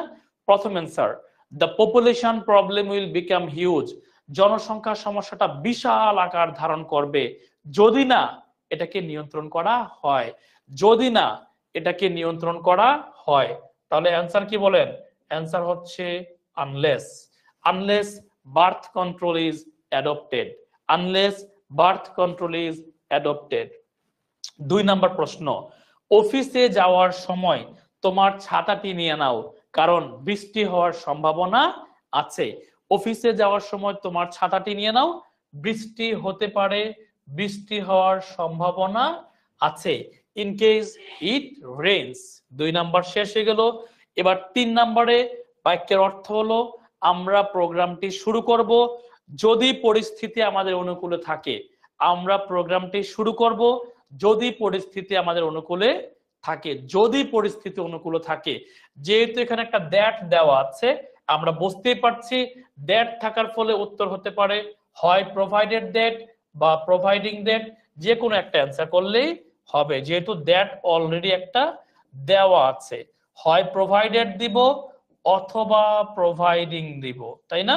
যে কোনো একটা কিন্তু আমরা উত্তর করতে পারবো, হয় প্রোভাইডেড অথবা কি বলেন প্রোভাইডিং দ্যাট। দ্যাট যেটি দেওয়া আছে, তাই না? এই কারণে আমরা ইফ দেওয়া যাবে না। কে লিখেছেন? নৌরিন সুলতানা, সাবধান। ইফ দিবেন কিভাবে? ইফ দিলে তো দ্যাট দেওয়া যাবে না, ইফ দিলে তো দ্যাট দেওয়া যাবে না, কারণ ইফ একটা কনজাংশন, দ্যাট আরেকটা কনজাংশন, দুটি কনজাংশন আপনি একত্রে ব্যবহার করতে পারবেন না, সাবধান। দুটি কনজাংশন একত্রে ব্যবহার করা যাবে না। ইফ দ্যাট কেন? ইফ দ্যাট বলতে কোনো যদি শব্দ নাই, প্রোভাইডেড দ্যাট মানে যদি, প্রোভাইডিং দ্যাট মানে যদি, ইফ দ্যাট না। ইফ তো আরেক জিনিস, ইফ তো নিজেই যদি। তাহলে প্রোভাইডেড দ্যাট মানে যদি, প্রোভাইডিং দ্যাট মানে যদি। দ্যাট না থাকলে তখন ইফ করতে পারতো, দ্যাট না থাকলে তখন ইফ করতে পারতো। দ্যাটটা দিয়ে ফিক্সড করে দিল যে দ্যাটের সাথে কারা কারা আছে, হয় প্রোভাইডেড বা প্রোভাইডিং, এখানে ইফ দেওয়ার কোনো সুযোগ নাই। এবার আসেন সিন্সের একটা ব্যবহার, সেটি হলো প্রথম অংশ প্রেজেন্ট ইনডিফিনিট। খেয়াল রাখবো আমরা, প্রথম অংশ প্রেজেন্ট ইনডিফিনিট, পরবর্তী অংশ পাস্ট ইনডিফিনিট। প্রথম অংশ প্রেজেন্ট ইনডিফিনিট, পরবর্তী অংশ পাস্ট ইনডিফিনিট।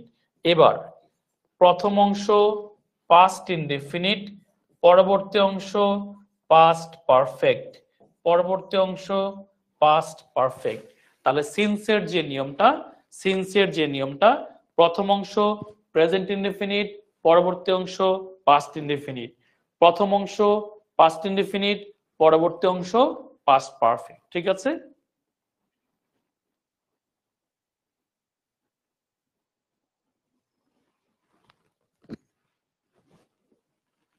বুঝে নাই কথাটা কি বললেন জিহানুরাজ? বুঝে নাই কথাটা। দ্যাট সাবজেক্ট হিসেবে বসলে এখানে দ্যাট তো কনজাংশন না, এখানে দ্যাট তো কনজাংশন, এখানে তো দ্যাট অবশ্যই কনজাংশন।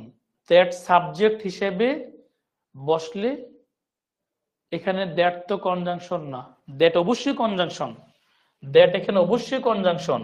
এই যে এটি একটি ক্লজ, এই যে এটি আরেকটি ক্লজ, দুটি ক্লজকে যুক্ত করলো কি বলেন? That conjunction. আচ্ছা, এবার আসেন তাহলে যেখানে ছিলাম, প্রথম অংশ প্রেজেন্ট ইনডেফিনিট, পরবর্তী অংশ পাস্ট ইনডেফিনিট, পাস্ট ইনডেফিনিট পরবর্তী অংশ পাস্ট পারফেক্ট। বলেন উত্তর কি হবে? প্রথমটা উত্তর হবে প্রথম অংশ প্রেজেন্ট ইনডেফিনিট, পরবর্তী অংশ পাস্ট ইনডেফিনিট, প্রথম অংশ পাস্ট ইনডেফিনিট, পরবর্তী অংশ পাস্ট পারফেক্ট। ঠিক আছে, আবার বলছি, প্রথম অংশ প্রেজেন্ট ইনডেফিনিট, পরবর্তী অংশ পাস্ট ইনডেফিনিট। এবার আসেন, প্রথম অংশ পাস্ট ইনডেফিনিট, পরবর্তী অংশ কি বলেন? Past perfect. সেম একটা নিয়ম, সেম একটা স্ট্রাকচার, একটু খেয়াল করে দেখেন। as if as though, same structure, same structure, same, এটার মতোই সেম স্ট্রাকচার, সেম স্ট্রাকচারে যাই চলেন। তাহলে খেয়াল করব, প্রথম অংশ প্রেজেন্ট ইনডেফিনিট, পরবর্তী অংশ পাস্ট ইনডেফিনিট, প্রথম অংশ পাস্ট ইনডেফিনিট, পরবর্তী অংশ পাস্ট পারফেক্ট, তাই না? বলেন তো অ্যান্সারটা কি হবে? প্রথম অংশ প্রেজেন্ট ইনডেফিনিট, পরবর্তী অংশ পাস্ট ইনডেফিনিট, প্রথম অংশ পাস্ট ইনডেফিনিট, পরবর্তী অংশ পাস্ট পারফেক্ট। সেম যে রোলটা পড়েছিলেন সেম রোলটা এটাই, ঠিক আছে, সেম একটা রোল এটা। তাহলে বলেন অ্যান্সারটা কি হবে? বলেন তাহলে অ্যান্সার কি হবে? প্রথম অংশ প্রেজেন্ট ইনডেফিনিট, পরবর্তী অংশ পাস্ট ইনডেফিনিট, প্রথম অংশ পাস্ট ইনডেফিনিট, পরবর্তী অংশ কি বলেন? Past perfect tense. উত্তরটা একটু খেয়াল করেন। 2 নাম্বার উত্তর, প্রথম অংশ পাস্ট ইনডেফিনিট, পরবর্তী অংশ পাস্ট পারফেক্ট। এবার 1 নাম্বারে আসেন। 1 নাম্বারে কিন্তু দুইটা পাস্ট ইনডেফিনিট আছে, দুইটা আছে, একটি হলো ওয়্যার আর একটি হলো ওয়াজ। এখন কত হলো আমি উত্তর করব কোনটা, সেটা হলো, এটা একটু মনে রাখতে হবে, ইন্টারেস্টিং। এই বাক্যের বাংলা অর্থ হলো, লোকটি এমন ভাবে কথা বলছে যেন সে একটা পাগল, যেন সে একটা পাগল। আপনি ইমাজিন করছেন, আপনি কল্পনা করছেন যে সে পাগলের মতো কথা বলছে, সে পাগল না।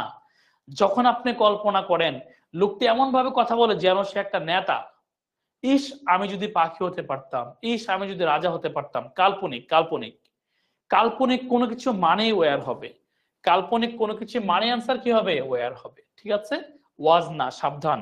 কাল্পনিক কোনো কিছু মানে আনসার কি হবে? ওয়্যার হবে। এবার চলেন আরেকটা কনজাংশনে আসলাম। এবার দুইটা বিষয় একত্রে, কনজাংশনের কাজ কি?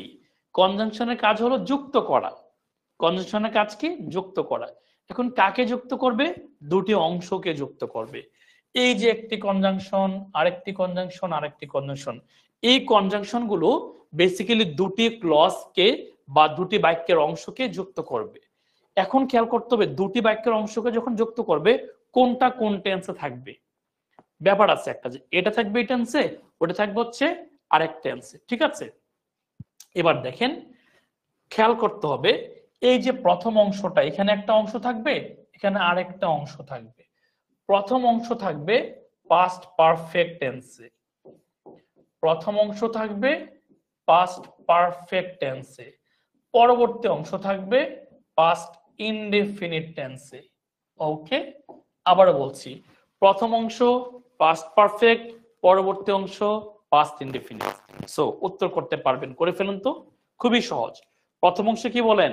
পাস্ট পারফেক্ট খুঁজবেন প্রথম অংশটা, আর পরবর্তী অংশটা খুঁজবেন পাস্ট ইনডেফিনিট। সিম্পল, আসলেই সিম্পল। প্রথম অংশ পাস্ট পারফেক্ট, পরবর্তী অংশ পাস্ট ইনডেফিনিট, প্রথম অংশ পাস্ট পারফেক্ট, পরবর্তী অংশ পাস্ট ইনডেফিনিট। উত্তর করে ফেলুন তো 1 মিনিটে। প্রথম অংশ পাস্ট পারফেক্ট, পরবর্তী অংশ পাস্ট ইনডেফিনিট। দেখি উত্তর করতে পারেন কিনা। এই দেন বানানটা একটু দেখেন, দেন বানানটা একটু চেক করতে হবে। দেন বানানটা কিন্তু টিএইচ ই না, টিএইচ এ। দেন বানানটা কিন্তু টিএইচ ই হবে না, হ্যাঁ, টিএইচ এ হবে কিন্তু এটা। তাহলে অ্যান্সার হচ্ছে হ্যাড। ওকে, অ্যান্সার হচ্ছে কি বলেন? স্টুড। 2 নাম্বার অ্যান্সার হচ্ছে হ্যাড, অ্যান্সার হচ্ছে কি বলেন? হোয়েন। এই তো হয়ে গেল, তাই না? খুবই সহজ একটি প্রশ্ন বা রোল আমরা এখন আলোচনা করলাম। এবার চলেন পরীক্ষাতে এই প্রশ্নগুলো আসে কিভাবে, পরীক্ষাতে আমরা উত্তর করব কিভাবে বা দাগাবো কিভাবে, কয়েকটা প্রশ্ন সলভ করি। চলেন দুই একটা প্রশ্ন আর তিন চারটা প্রশ্ন সলভ করি আমরা। খেয়াল করেন, he could not win but learned a lot, which part of speech is the word but. এখানে বাট শব্দটি কোন পার্টস অফ স্পিচ? খুবই সহজ একটি পড়া, তাই না? বাট শব্দটি এখানে কোন পার্ট অফ স্পিচ আমরা সবাই কিন্তু জানি। কি হবে অ্যান্সার বলেন? বাট হবে এখানে একটি কনজাংশন, কারণ সে দুটি ক্লজকে যুক্ত করলো। এবারে চলেন আমরা আরেকটা প্রশ্নে যাই, প্রশ্ন নাম্বার 2। 2 নাম্বার প্রশ্নে দেখিতে পারেন কিনা? পারবেন, এটা সবারই পারা উচিত, তাই না?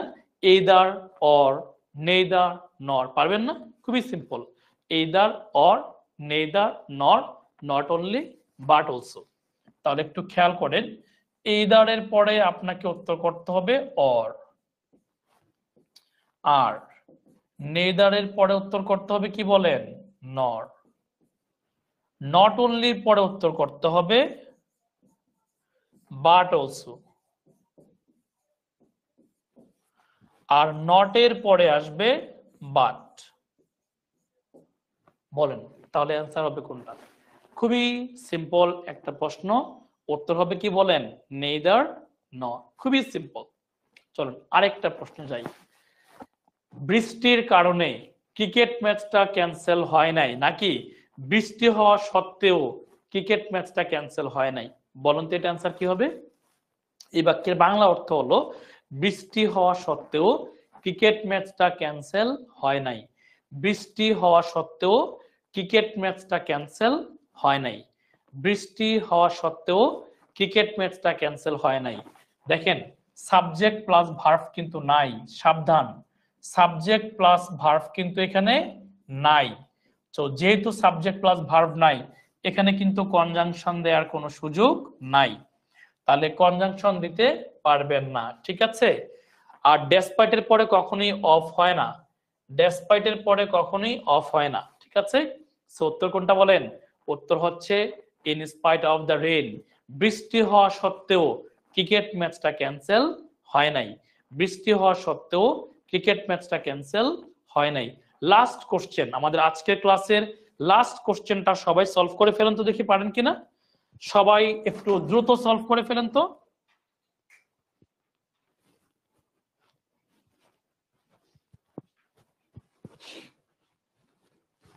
দেখি তো ঝটপট সলভ করে ফেলেন তো, অ্যান্সার কি হবে এটার?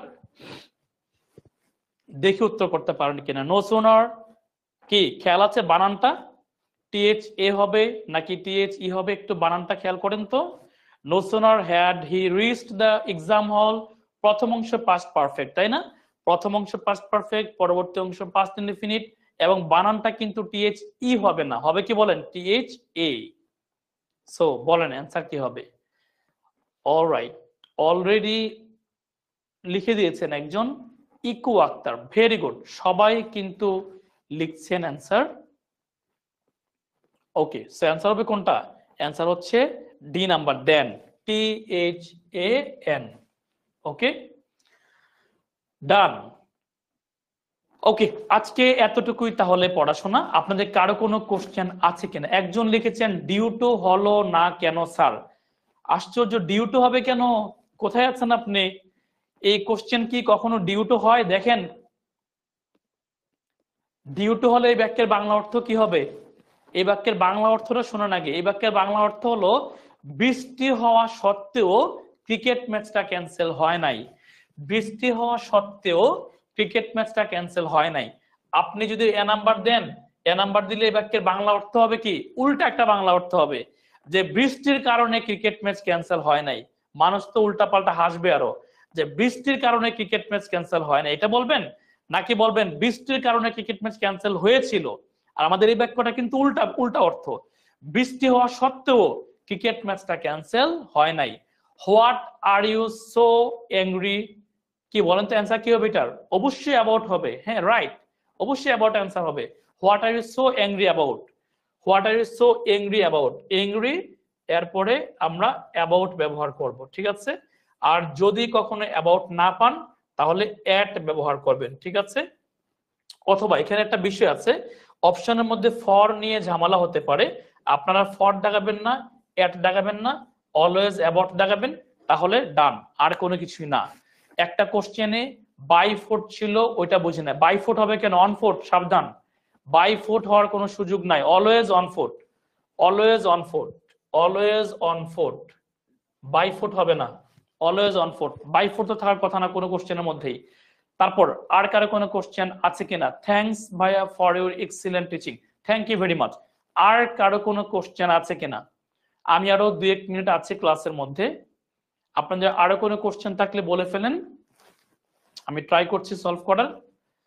ইফ ইউ হ্যাভ এনি, কারো কোনো কোশ্চেন থাকলে বলে ফেলেন, আদারওয়াইজ হচ্ছে আমরা ক্লাসটা এন্ড করে দিচ্ছি। আর 1 মিনিটের মধ্যে বলেন কারো কোনো কোশ্চেন আছে কিনা আজকের ক্লাস সম্পর্কিত, প্রিপোজিশন সম্পর্কিত, এনি কোশ্চেন, কারো কোনো কোশ্চেন আছে? আপনারা ক্লাসের মাঝখানে অনেকেই দেখি কোশ্চেন করেছিলেন 2-1টা, আমি আসলে ক্লাসের মাঝখানে পড়ানো অবস্থায় খেয়াল করতে পারি নাই, ওই কোশ্চেনগুলো এখন রিপিট করেন।